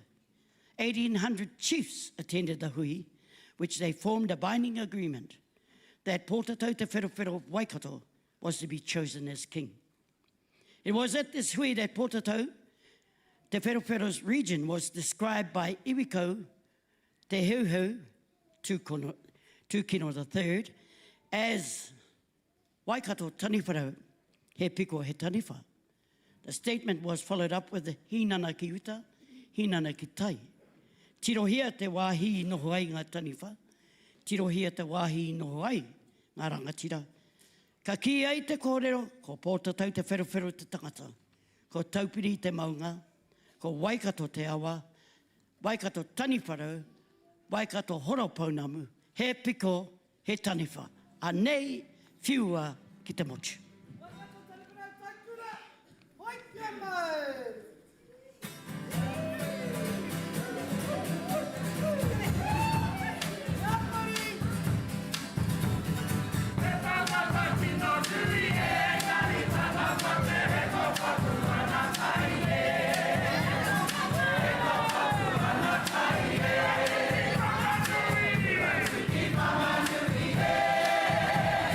Ia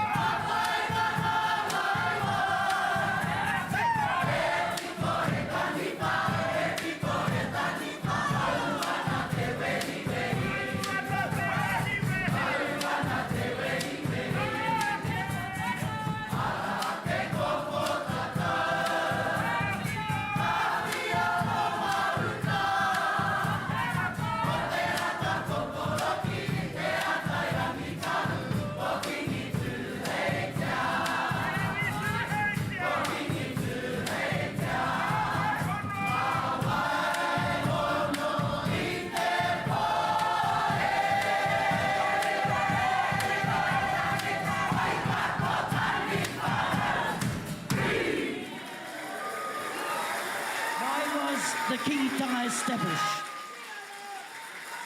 The kingitanga was established to stop the alienation of the sale of remaining lands, to stop intertribal warfare, to hold fast to the tino rangatiratanga, the mana motu hake of the kingitanga. It was at the hui at Pukawa, ko tahi te whakatau o ngā rangatira, ko pōta tau te whero hei kingi mo te iwi Māori. Rā te heiata tākina ki te ripa te tara ki tauwhara. Ngā mihi pua mihia. Ngā kupu pūrākau, ngā tangi kōrero hei tauira. Ka whakapapa paunamu te Moana nui, e kui e koro mā, haere haere rā. This song is a tribute to our tūpuna and to our whānau, our loved ones who have passed over the veil. Rātou kua whetūrangi tia. Tēnei rā. A ngā mihi kua mihia. Ngā tangi kua tangihia. Ngā polo aki e te motu. Tomo kia tō tātou whare Taikura. Kia kākahuria tahi tātou e te kahu o te rau aroha. Nei rā, tō tātou makau ariki, te whakakanuhitanga mai, tō tātou kingitu hei te pōtatau, te whero te tuawhitu. Koutou, kei ngā mate huhua o te motu ka tangi ake. Ka mihi ake Taikura ki uta, Taikura ki tai. Hoki atu rā koutou e ngā taonga. Hoki tahi atu rā koutou e ngā tūpuna. Hoki atu rā ki ngō urunga tau. Hoki atu rā ki ngō tapuai parekura. Te ariki nui, kuini ngā waihono i te pō nei rā. Waikato Taniwharau Taikura e mihi kau ana tēnā koutou. Tēnā koutou, tēnā rā tātou katoa, ngā mihi kua mihia.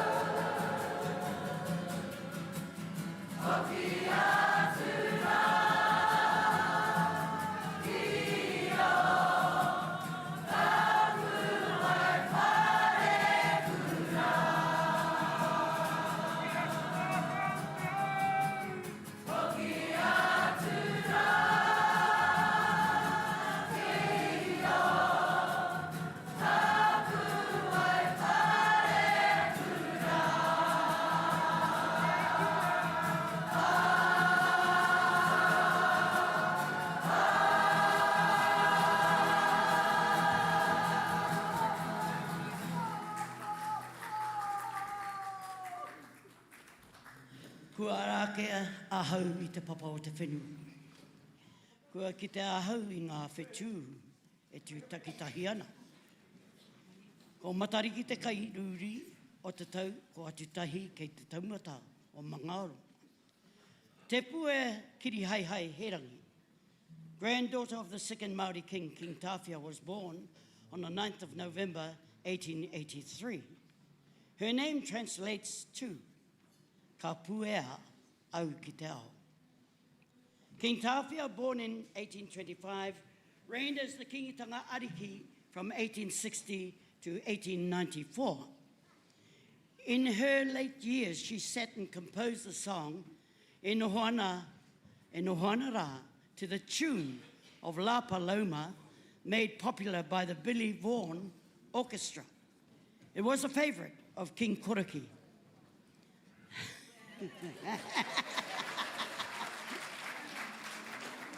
And of course, the grandfather of Ngā Wai Honoi Te Pō, Te Arikinui, Queen Ngā Wai Honoi Te Pō.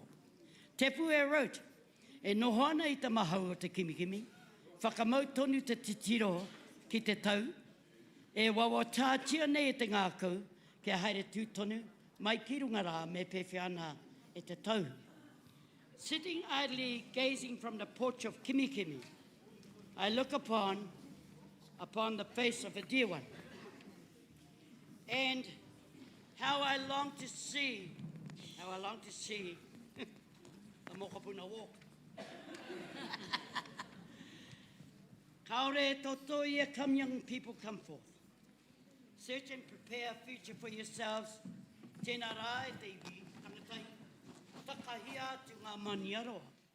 With the pain arising from within my chest, return, dear one, come back to the house to mediate for a while, with the waters rushing alongside the winding banks of the Waikato, flowing steadily onto Te Awa Marae, from there onto Ōkoro. In remembrance of those who passed, standing here, I am consumed by the many thoughts within my heart. Umanui ki te iwi e kai tuake nei, I taku whatu manawa e te iwi ke aora koutou. Tēnei rā, e noho ana I te mahau o te kimikimi.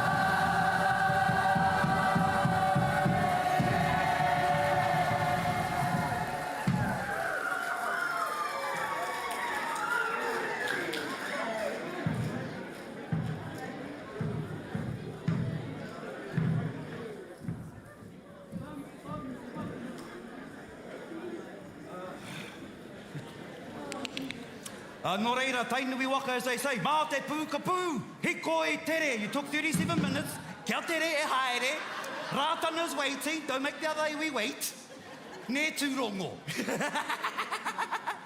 Engari e tiwi, did you enjoy that? I enjoyed that, ho mai te pake pake. Waikato Taniwharau Taikura. And wasn't it wonderful to see our patron? See, I told you, I'm not a liar. She still got it. Front and centre, straight on stage. And you know, e tiwi, when you have lost a great leader like we have in Tainui and our kingitanga, like Kingi Tūheitia, moments like this in our Waikato Taniwharau Taikura has actually brought us more together and has helped us mourn together in the loss of our king. Nō reira, kia ku whānau, kia ku uri, o roto Tainui waka, tēnā rawa atu koutou, tēnā rawa atu koutou I te kaue mai tō tātou kiingi. Ngā mihi nui kia koutou. Nō reira e tewi, without further ado, this is what happens when you bring 60 performers, I think it is, eh? 60, is it? Yeah, 60 performers. We just take a while to get out. Kia whai mana e tō tātou e whai ake nei. We'll just wait for a little moment. But I would also like to point out, we have a number of sponsors to bring us Taikura this year. We have Te Matatini o Te Rā. Did you just see Nani Mamai just like zoom in across the stage? Wow. We also have Te Taurawhiri Te Reo Māori. We have Te Māngai Pāho. These are the people, these are the organisations that have been able to fund this event, along with our wonderful supporter here at Te Papa Tongarewa. Nō reire te wi, homai te piki mo te Papa Tongarewa.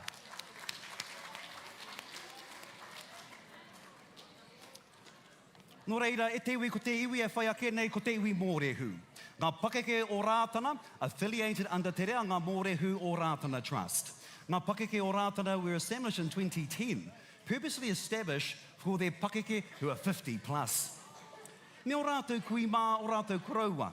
Nō reira, with the objective to learn and share ngā waiata from Rātana. Just like the kingitanga was conceptualised in 1858, we also have Rātana, one of our oldest Māori institutions who've been around since probably the early 1920s. Nō reira e tiwi, Rātana has a huge history with music, waiata and dance. One of the most historical concert parties was led by T.W. Rātana during his world tour in the 1920s. Ngā Pakeke o Rātana are inspired to share some of their history through showcasing ngā waiata through whakangāhau performances, utilising whānau hapu iwi. Community events celebrating and commemorating all kaupapa that support and enhance goodwill and kotahitanga. Nō reire te iwi, hō mai te piki paki paki mo te rōpū Rātana.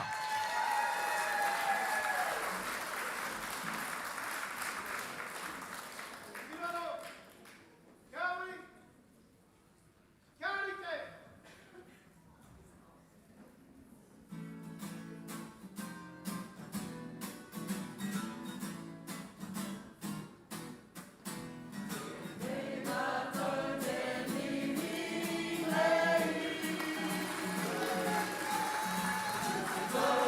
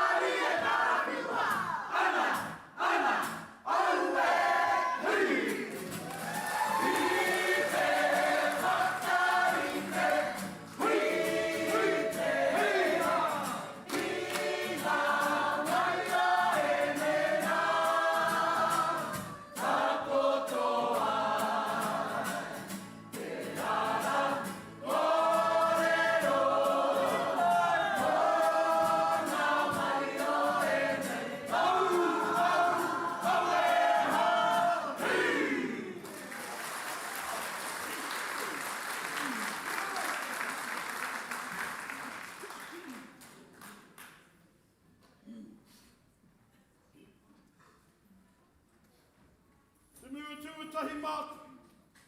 Kia pai ka rāre ahona re hawi o kia I hoa ngā mano. Tūriuri wai ori o ki tone te rangi me tau wenua. Te rā wakamoti wakatai ki aia. I ngā Waikato, I ngā Waikato, I ngā kaupapa katoa. Tēnei tātou I tēnei rangi. Ki te tū atu ki te mahi kapa haka o Ngā Pakeke o Rātana. Ko tae mai. Ko tae mai nei tātou. I tēnei rangi. Ki te hapai, ki te tautoko, ki te mahara. Ki ngā waiata. Ki ngā waihotanga o rātou mā. I tēnei wahanga a Matariki mā puanga. E maumahara e tātou hoki ki a rātou ko oki ai. E ngā mate o te wā. Te nuinga o rātou kua haere ki tua te ara e te kāinga tuturu ngā tangata. Moi maira, moi maira, moi maira. Moi maira ki te whanaunga. Taku tae Moana, task camp. A tata nei whanaunga, nā rauru ki tahi, te whanaunga o te whānau, o te iwi, Ngāti Tamako o Piri, Ngāti Whitikau peka, mō kai pātea. Me mihi atu ki a rātou, ngā whānau pani. Aere, aere, aere, te kōrero o rātou mā, apiti hono o tātai hono, te unga mate ki te hunga mate, apiti hono o tātai hono, te nā koutou, nā mātou e tau nei I tēnei rā.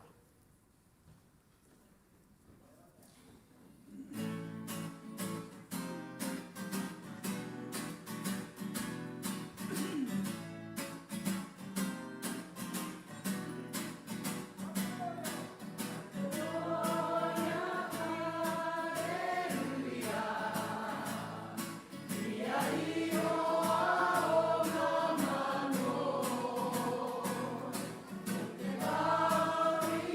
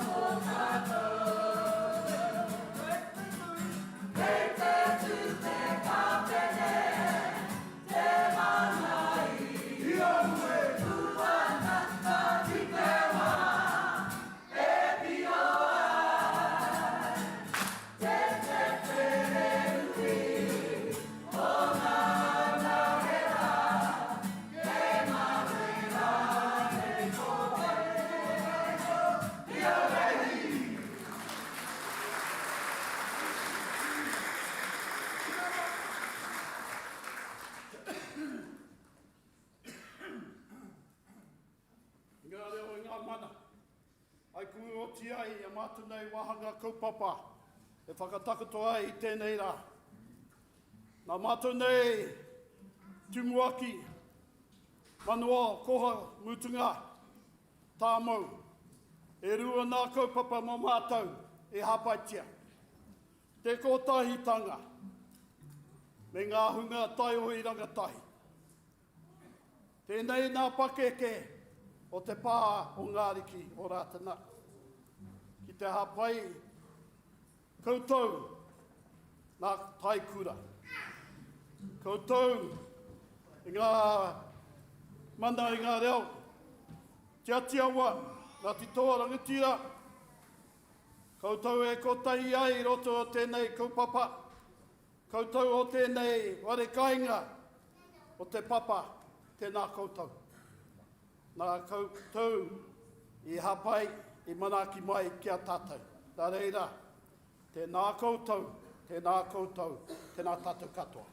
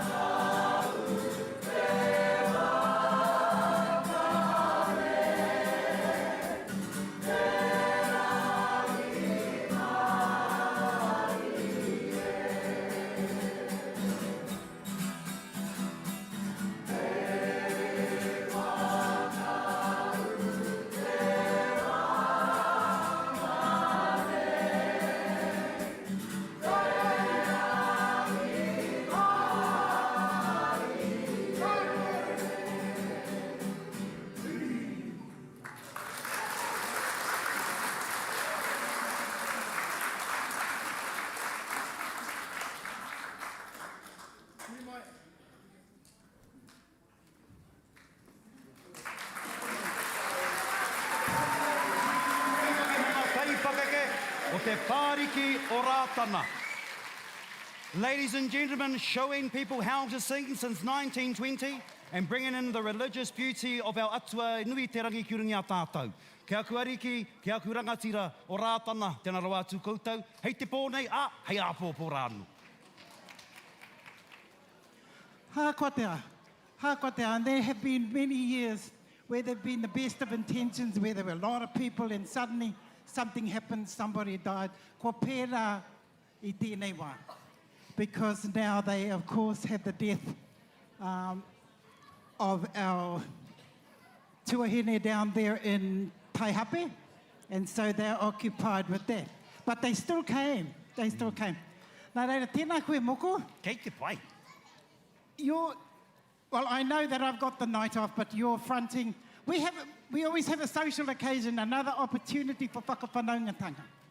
And you're fronting it tonight. Yeah, well, I get to have some fun while you sit there and have some rum. That's what I heard.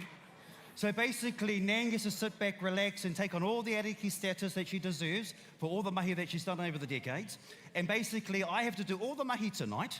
So all you kaihaka, all you performers, all of you who are part of the coordinating team and bringing our Kaumātua here across the motu, will be across the road at Te Tākina Centre celebrating our people, celebrating our performers. Because you know what? This is the one time of the year that our adults and our elderly people get a chance to have a moment in the sunshine. Nera. Well, you have a good time. Please help me to thank my mokopuna kawe.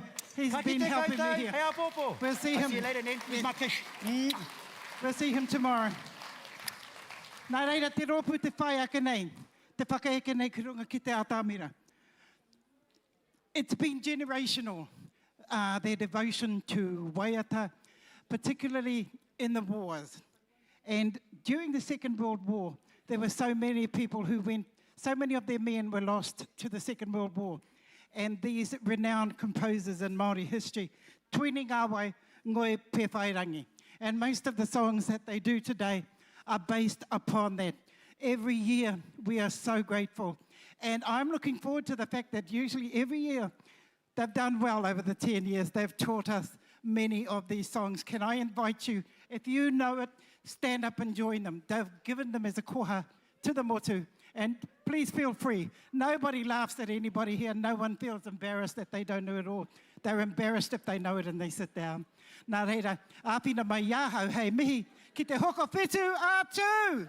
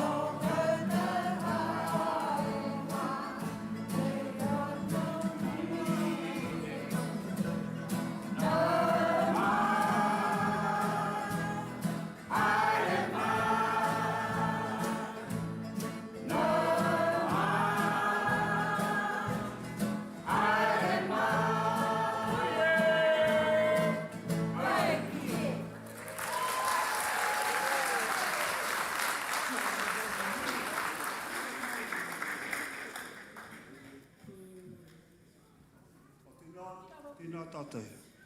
A whakakākau i tēnei a tātou. Ai te ariki ki o manaakitanga. A tangihia rawa tia ngā mati. Rātau kua riro, rātau kua kawa ake, e puhu te kawa, kua rui ki te mata o te pō. Ara ko tō tātou nei, kōkā, tērā, a ko nei ni pātari, maraki, e tangi tonu ati te ngākau ki aia, a nei ni pet, o tira rātau ko whetirangi hia, a kia rātau, hoki mai kia mātau, a kia tātou ko whakawhaiti hea i raro te tūnui o tēnei whare, a tēnā tātou. Āti raukawa, āti tō rangatira, a te ati awa, a tēnei, a te kapa, o te hoko whitu, a tū, e mihi atu, a kia koutou. A reira, karanga mai, karanga mai, karanga mai. A tēnei, a kapa, i whakamānoa tia, e te tipuna, e tuini ngā mai, e te kōkā, e ngoi pe whairangi, e te pāpā, e anaru takarua. Ko rātau ngā morangi, ko rātau ngā hapai o tēnei kapa. Ko tōna kaupapa, o te tai ono o na tino kaupapa, ako ngā hoia. O te ope tau arua te kaumāwaru. Nā reira ka titua he waiata poroporo aki ki a rātau. He waiata tangi atu ki a rātau. He waiata aroha. Kia horahia mai rā te marino nui. Kia horahia mai rā te manaakitanga o te kingi o ngā kingi ki runga ki a rātau. Ngā hoia i haere ki te pakanga, te mura o te ahi. Nā reira ka tangi atu te ngākau ki a rātau. Rātau ka mauri atu i te pueru a o ngā mātua tīpuna. Ka we ake, te ihi, te wehi, te mana o te iwi Māori a ki rā wāhi. A ka aroha hoki ki a rātau. Te me tai ohi tonu, te āhua. Engari ko te tākua mutunga mai i waihotea e rātau. A ko te toto e maringi ki rā wāhi. A ko rātau i hinga i tāpokungia tonu ki reira. E tangi atu, e tangi atu, e tangi atu. Nā reira, anei mātou ko tai mai ki te whakanui i tēnei kaupapa Taikura tangata. Taikura kaupapa a whakanui a e. Nā reira, tēnā koutou, o tira, tēnā tātou katoa.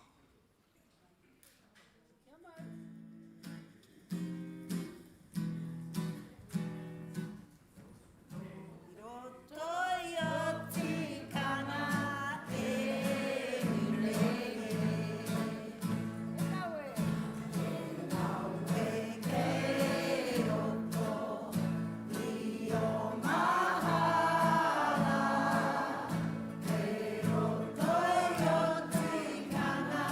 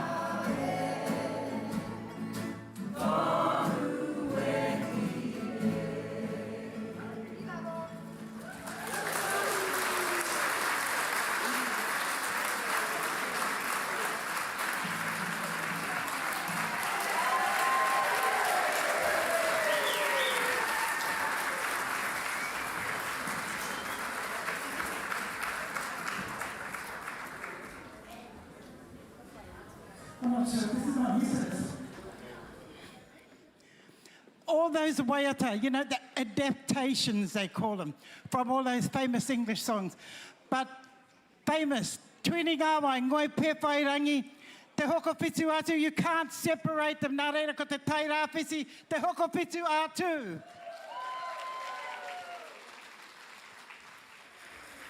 Thank you, Puawai, for bringing your guests. Yeah.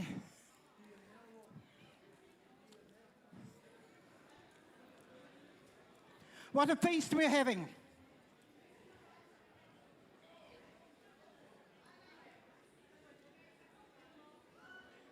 Nā reira, te whakaeke ki runga kia tātou.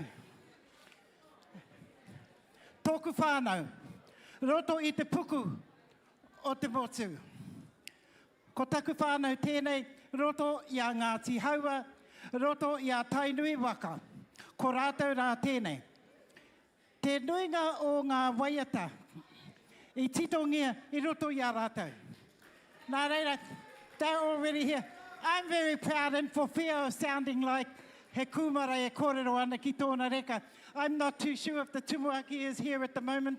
Engari, ko wēnei nā, ko ngā uri whakaheke o te tumuaki o te kingitanga. He te maiti tērā nōku, nā reira, ko ōna uri tēnei, anei ke, ko ngā mokopuna o Ngāti Awa.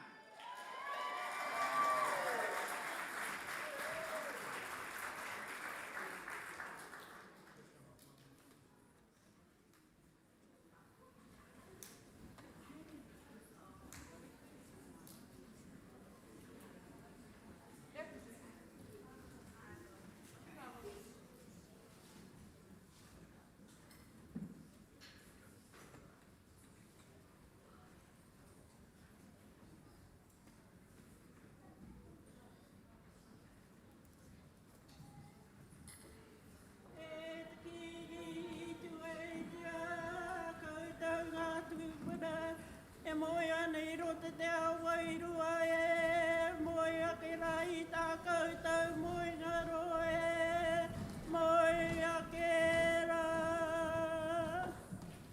E te kuini nā wai hono I te ko, te tuawaru anei te Taikura haua, e mihi atu nei kia koutou me tō kahungia riki e, tēnā koutou, tēnā koutou, tēnā koutou katoa.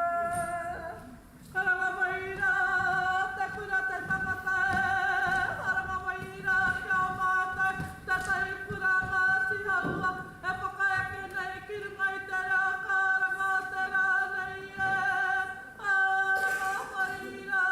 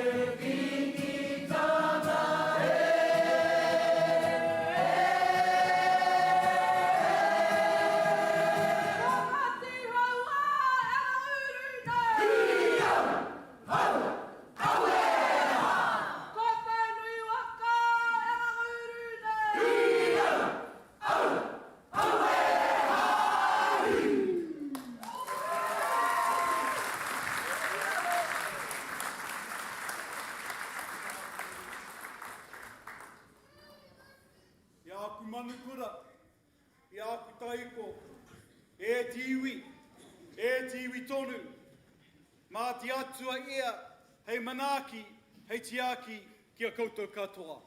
Ake, ake, ake. Amen.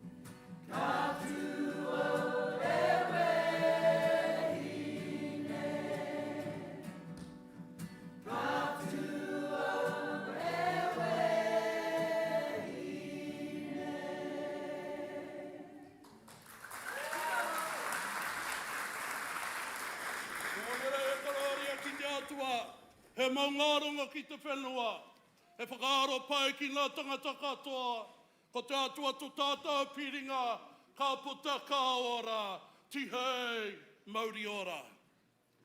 Ka tau iho nā manakitanga te atua, ki runga ki tō tātou kuini ana waihoni i te pō. I noho ia i rungi i te ahurewa tapu o tōna tūpuna mātua, me te wharekahu i āriki, rire hau pai mārire. Ki nā mate, Kei Whanganui-a tātou.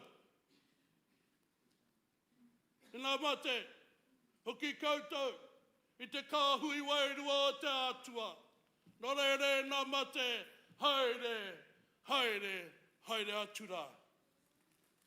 Nei rātu mihi aroha, ki te whakaruru hau o tēnei kaupapa. Anei te taikura haua, kei mihi anu ki a koe. Me nā mātauranga, nā rōpū taikura o te motu, ka tai mai e whakanuia te tauhau Māori. Nei rātu mihi, o te nākau ki a tātou kotoa, tēnā koutou katoa.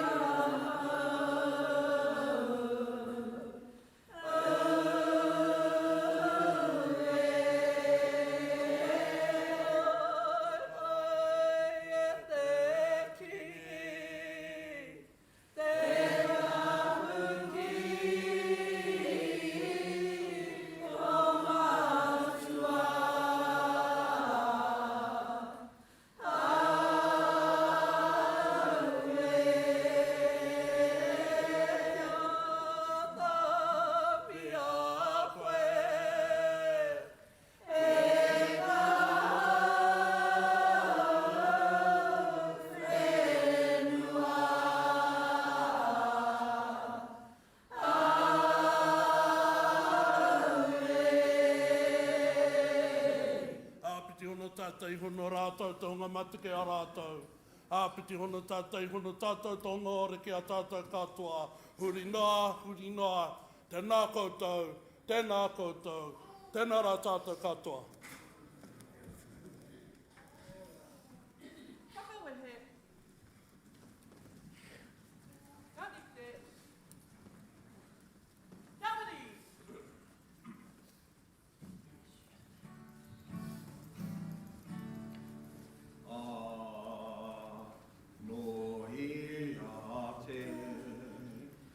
Aroha,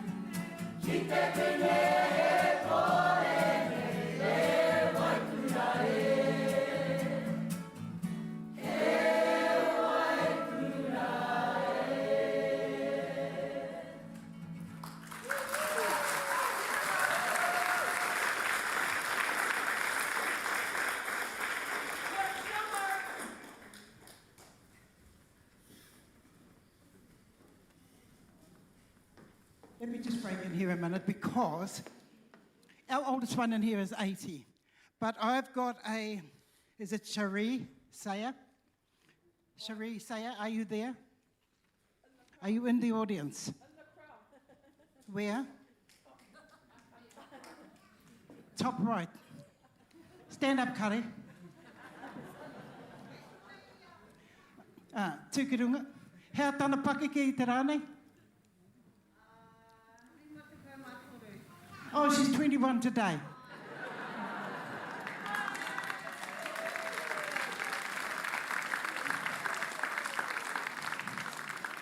Kari, you must be pretty special because they wanted to whakanui you.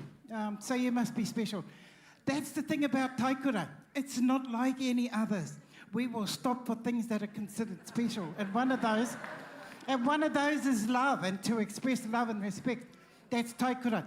Happy birthday, babe. I just bought you a poi for your birthday. Happy birthday. And now carrying on with their program.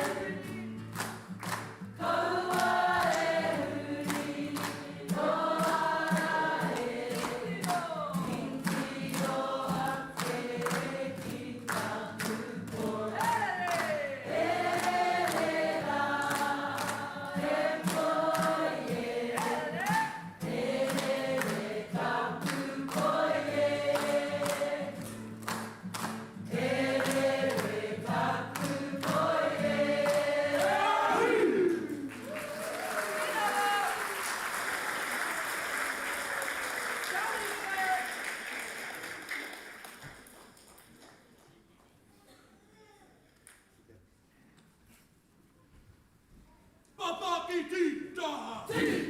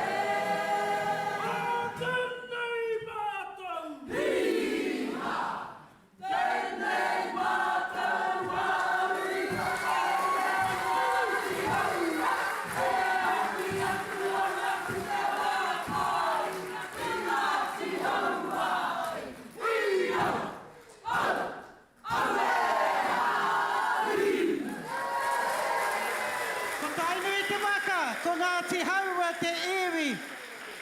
Ko ngā mokapuna o te tumuaki, tēnā koutou Ngāti Haua. Hei Upoko. Have we got another one? Oh, you're going to go home.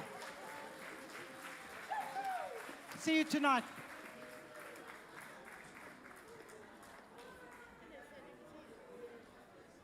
Watch them. Watch what happens at a Māori hui.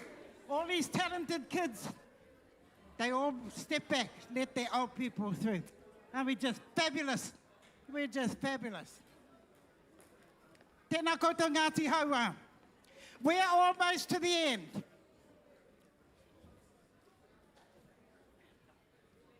But please stay with us. We've got a couple of teams that certainly make it worthwhile. My next team, they're doing a medley of anthems, but they're exponents of poi. Their haka recognises things that happened during the war.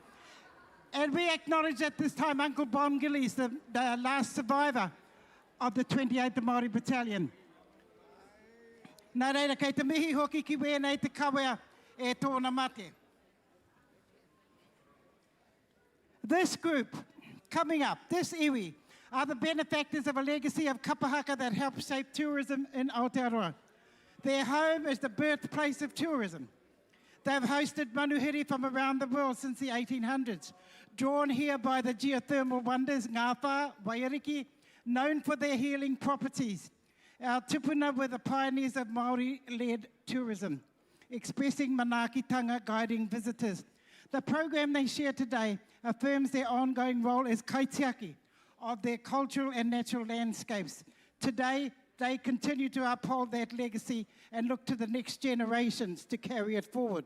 Mā te haka, mā te waiata, ka ora ai te reo, me te iwi, me te wairua. Always, always in the top 9 of our premier cultural competition of the Matatini. But somewhere where I grew up, and I was blessed to receive guidance from many of their karaua. But for us, could you please, ko te arawa te waka, engari, ko te iwi, ana. They say, oh, but aren't they just one place? Well, there's sort of one whenua. But anei ke ko ngā iwi maha, ko tūhaurangi Ngāti wāhi ao.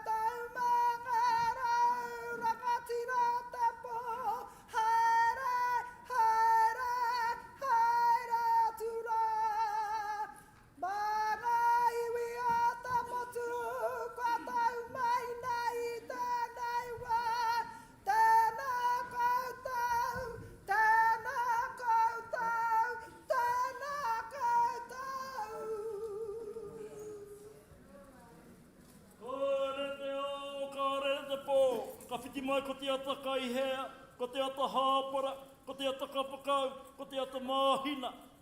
Tērā Matariki, ka reo i te pōi, ka ki ake, mānoa tia Matariki. Ka rere taku manui konei, ka wea tura taku whati Māori ki ngā tihi whakarongo kōrero, ngā pari tūka rangaranga, ngā tai au mihi, ngā whakatere tani whā. Ka rere anō taku aruha ki ngā whānau e nohopani ana, I te riro ngātu o rātou anga ma te tāruru nui o te wā. O tira, a rātou mākatahi anō ka kapohi e te ringa kaha aitua. E pare hepi, I tahu nei te rangi nei, haere te maraikura, haere, haere atu rā.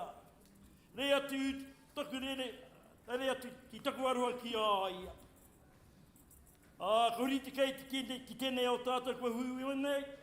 Nei rā, te aroa waka, whakatau hā te rangi e tū nei. Nei rā, atu haura, whakatau hā te papa e takota nei. Nei rā, a wāhia, e whakatau hā te kaupapa o te rangi nei. Tēnei kaupapa o Taikura. E ngā Pakeke, no tēnā pito ta motu, tēnei te mihi ake ki e kōtau. Ki te mana whakahaere, ki te mana whenua, te Ngāti Awa, Ngāti Tauranga tira, tēnā kōtau.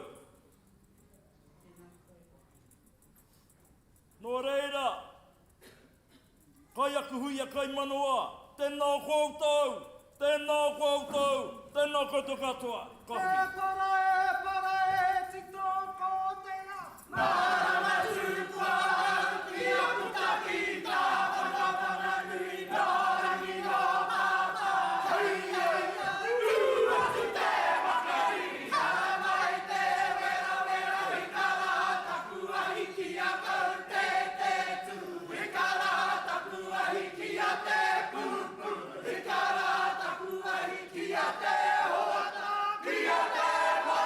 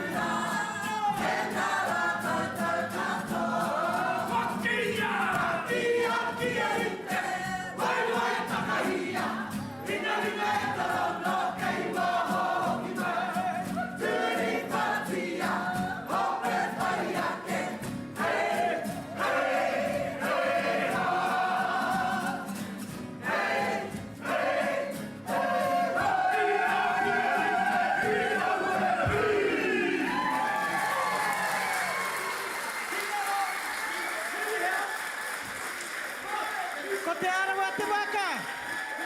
Ko te arawa te iwi. Ko tūhaurangi Ngāti wāhi o tēnei I mua I a koutou. Ngā mihi kia koutou, thank you. We see them again tomorrow, so you make sure that you're in here sort of... Karakia is going to be at about 10:15. Please make sure that you're here with us. That just makes it a lot more special. We're just about to the end, but only for today.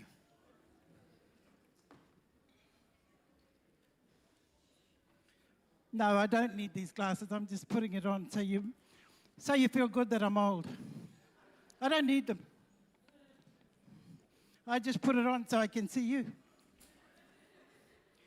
Te rōpū e whai ake nei. They were established in 2006. And the 2007 Matatini Festival was where their rōpū first performed on the National Atamira in Palmerston North. They draw their members from ngā iwi o ngā rauru, Ngāti Ruanui, Ngāti Ruahinerangi, to get together and uphold the tradition of Kapa Haka. The rōpū used to be under the tutorship of Anne and Sid Kershaw, with Ngā Rewa Tūpito and the late Dawn Maruera, Hui Kahu and John Nyman. This rōpū is now under the tutorship of Shay King and others who can assist. Their tribute this year, they want to acknowledge the late Dawn Maruera, who they sadly lost last year. Dawn was well known in the Kapa Haka world for her great tutoring and performance amongst her people in other places. So they say, moi mai rā e te māma, te kuia, te tuahine, moi mai ki tō moingarua. So they are here to revive and promote the survival of Aotea Waiata, Waiata Tawhito, Haka, Poe, and Waiata. This rōpū participates in cultural activities which benefit their wellness, good health, and the enjoyment of watching other participated rōpū. I brought it up when we first started. One of the biggest lies that people my age and Taikura age talk about, one of our biggest lies says, I'm okay. If people ask us, they say, how are you doing, Nan? Oh, I'm okay. When we're not, we're struggling. We're struggling, some of us. No, none of us know exactly what's going on with another person, but we can't love them better. We just have to continue the stuff that goes on around them, and then they can love themselves back to healing. I'm only speaking from personal experience. I'm delighted to see my tuakana. Oh, you turned up too. Oh, I shouldn't be looking at you and drawing attention to you. I'm going to put my glasses back on so I can't see my tuakana. Nā reira, tēnei e hoa mā, ko ngā maunga tito hea. Ko roa rātou e tuana, hei pihi, hei maunga ake, mō ngā mahi Māori roto ia Taranaki. Nā reira, please help me to welcome back to this stage that they've kept warm for so long. Ko te Taikura o Taranaki ki te tonga.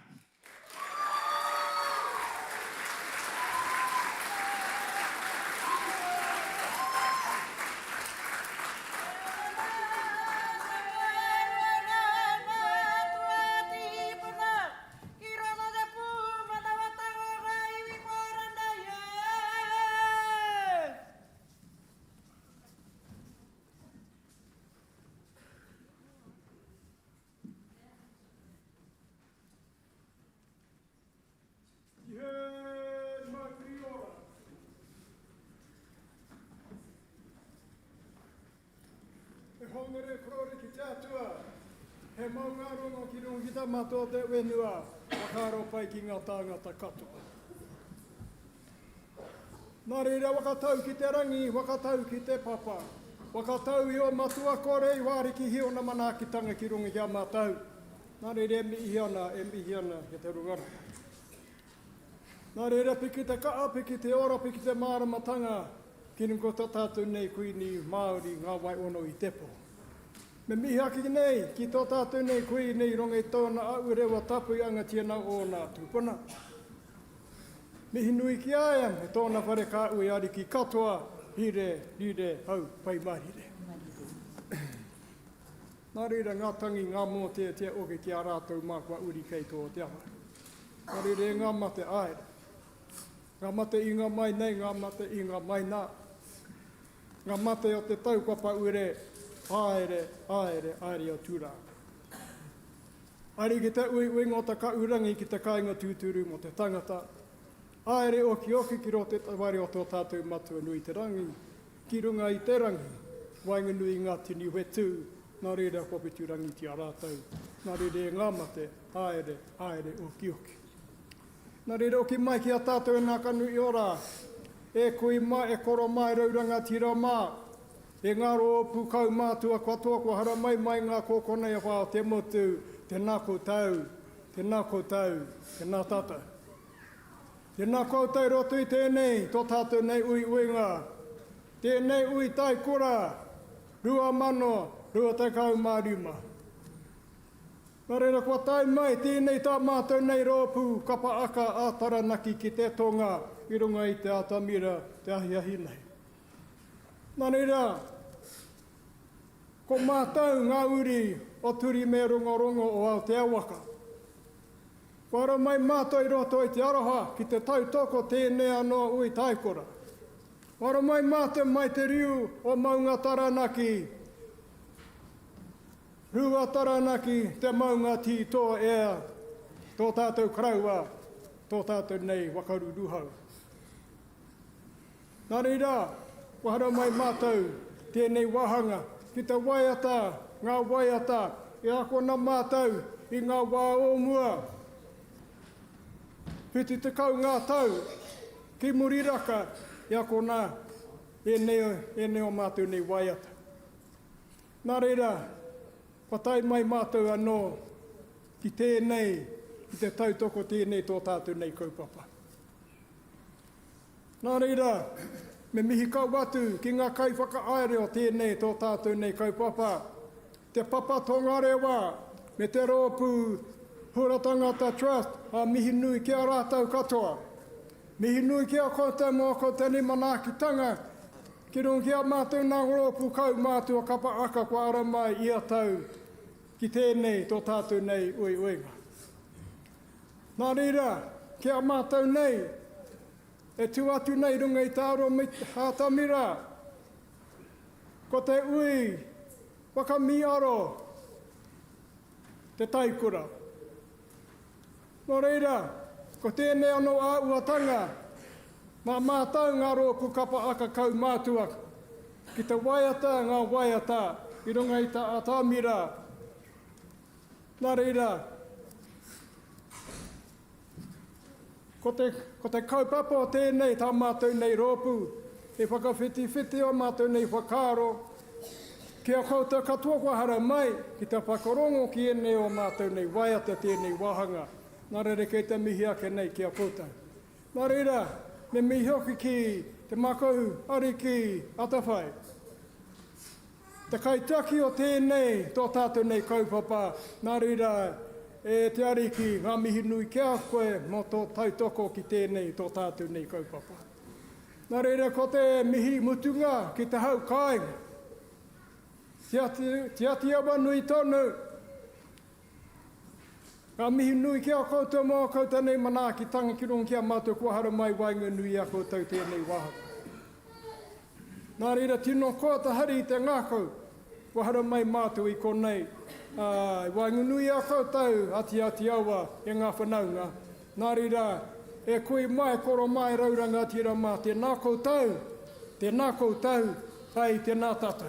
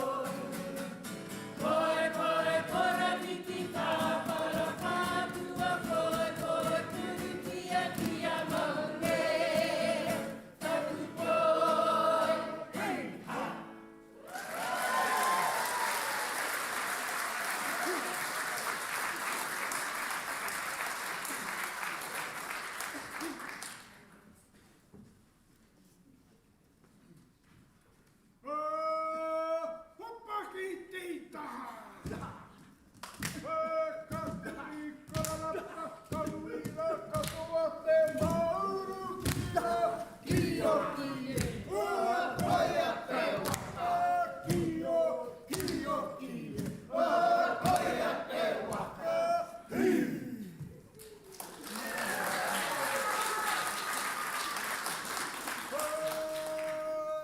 Tauranga Whakaranga. Katito au katito. Katito aui taklaka. Mote tangata nana ipo mahara o te hau. Ue te ariki. Te ariki. Ue te ariki. Te ariki. Nana ipo katutuki te tikanga o te aroha. Ue te rangi mari. Moreira ia ha ha. Pahina kia te ariki. Hopu ki anga kupu a te atua. Aha piti a ihu karaiki. Ia hipika ha atata. Ki te hina kino o tēnei akira. Nō reira kakahi o te kina. Kakahi o tira.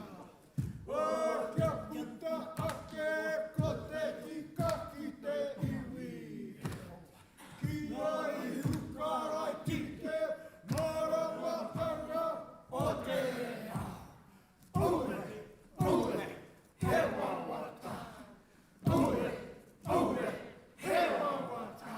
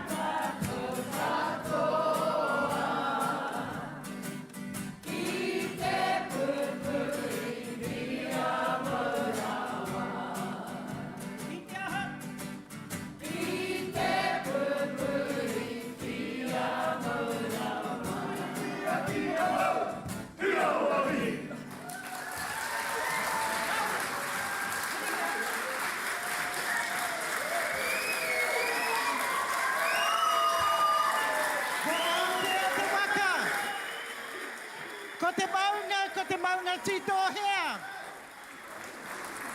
Ko te whānau o Taranaki, tēnā koutou.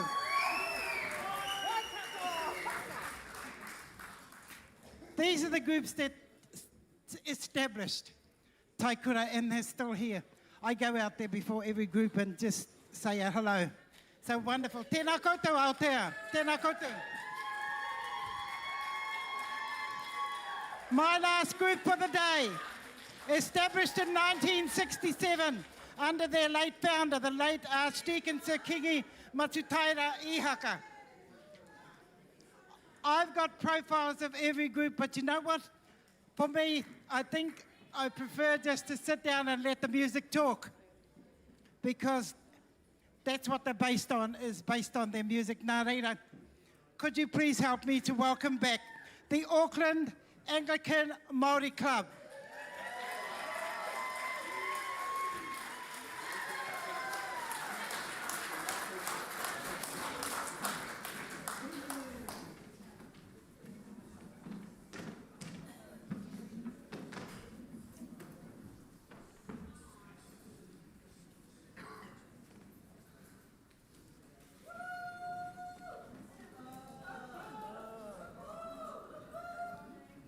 And Dave.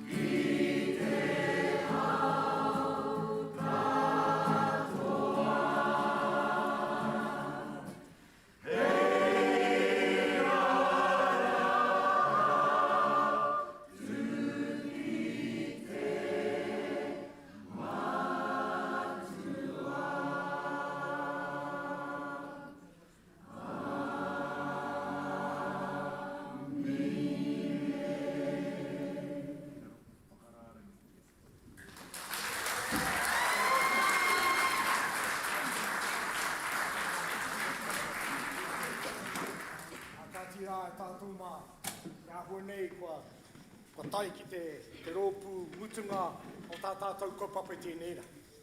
Nō rene mihi ana kia koutou kua tai mai nei, te whare ariki e tika ana kia mihi ake kia koutou. I te timatanga ko tō mairangi tērā, iai nei ko koe tēnei e tā tawhai, nō rene mihi ana te whare ariki tēnā koutou. Me he tonu ana kia tātou tini aitua, ko kawea mai nei, tērā taonga haka miri a ngā mātua tūpuna arau te aroha. Te aroha, tuku atu nei kia koutou, kia tātou katato, ko tai mai nei, tēnā koutou, tēnā koutou. Ko te mihi ana Māori tēnei o Akarana, e mea ana ko te Angus, e mihi ana, e tangi ana, e waiata ana, tēnā koutou, tēnā koutou.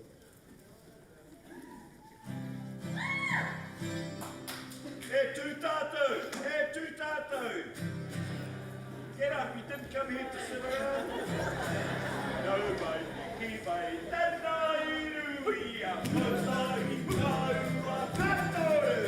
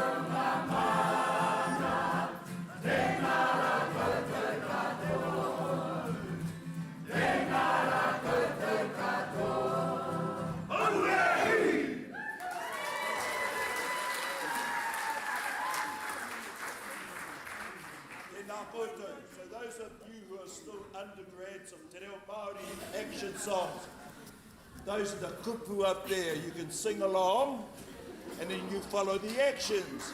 Next thing you'll be getting your masters in performing arts. Ka whai tēnā. No one told you to sit down. E tū tātou.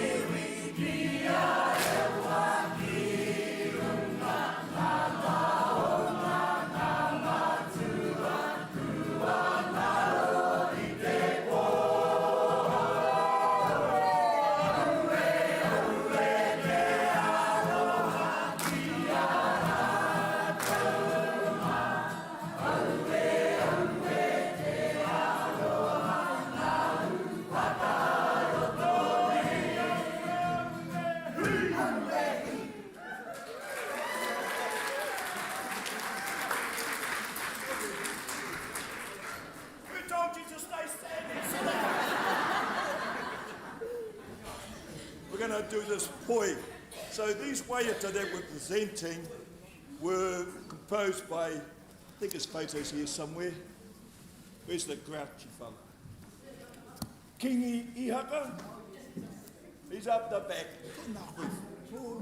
Get up here. Haramai, haramai, haramai. These waiata were all composed by Kingi Matu Taira Ihaka. This one, Toia Mai, has had a long journey. It's been used by lots and lots of groups, but we try and retain the original tunes that Matu had to his songs. So, and then we muck it up by putting poi to it. However, we'll see how we do it. Rāko, men, up here.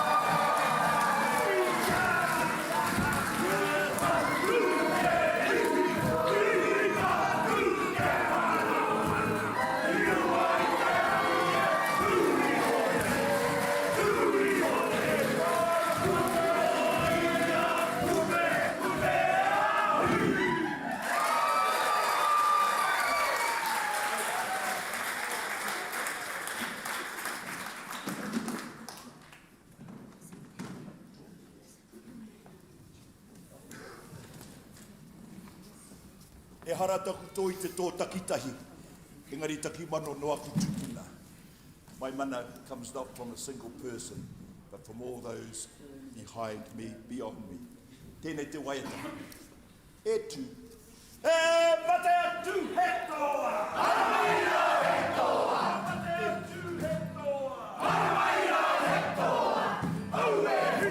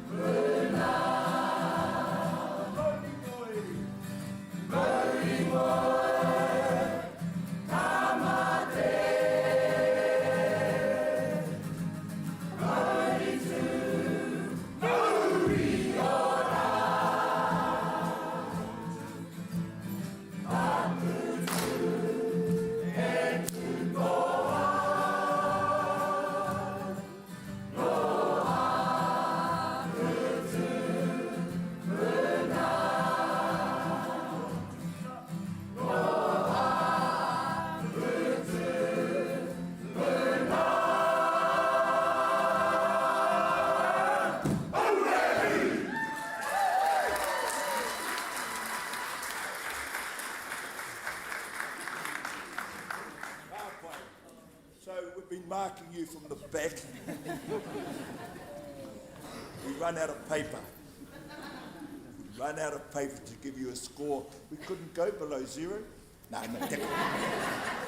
thank you for joining in. Our last waiata, we wanted to do a haka, but they told us we've got to get off the stage and go up to this function tonight. Otherwise, we had a powerful haka ready for you. However, we've been asked to get off. So this waiata was composed by folk from the Taitokoro region who were part of the group Maranga e Anga ki Te Atua. It was one of the old rōpū from Tāmaki. Tutor was Petawatere. So we recognise all those previous workers, not just the Anglican Club. We've been around since '67, but there were other groups who were there before us. So we recognise them by presenting you with our final waiata, he tangata.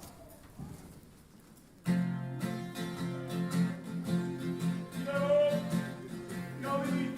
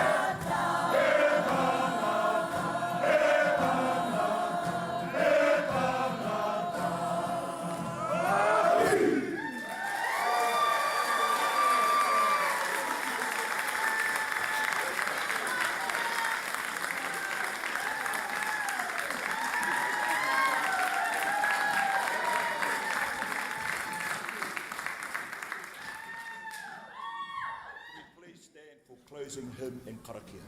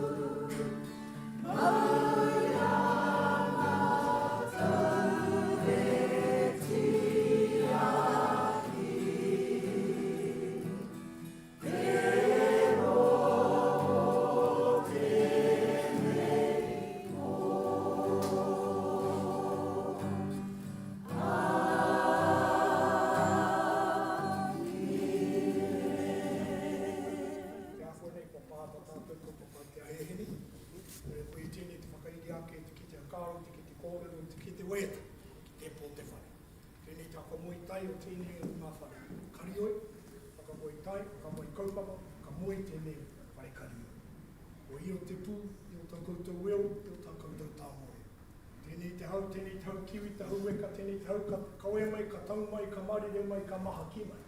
Maha ki ki te rangi, maha ki te henga, maha ki ngā tangata katu. E Rongowhakaata hea te kōrero kinunga kia tīna.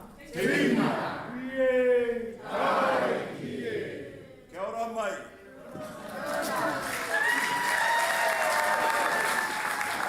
The favourite group for Taikura. For Taikura to end the day. A wonderful blessing, but I thought I might share this with you because you're on camera up there. Over 40,000 people watched online from all over New Zealand, Fiji, Australia, Netherlands, USA, UK, Canada. Live streams there, 400 comments out there about you. We're proud to partner with Te Matatini. Please join us tomorrow for day 2. We're back again tomorrow. All the different countries, tēnā koutou. Matatini's not here, but their parents are. Thank you for being with Taikura for day 1. Blessings.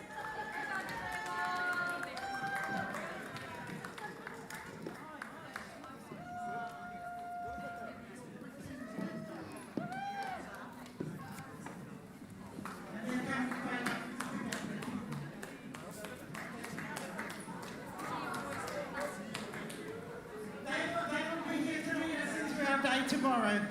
Thank you to the Auckland Anglican Māori Club. If you're going to our gathering tonight, you just go out here, turn left. But to the rest of you, the other countries, blessings. Pō Māori e.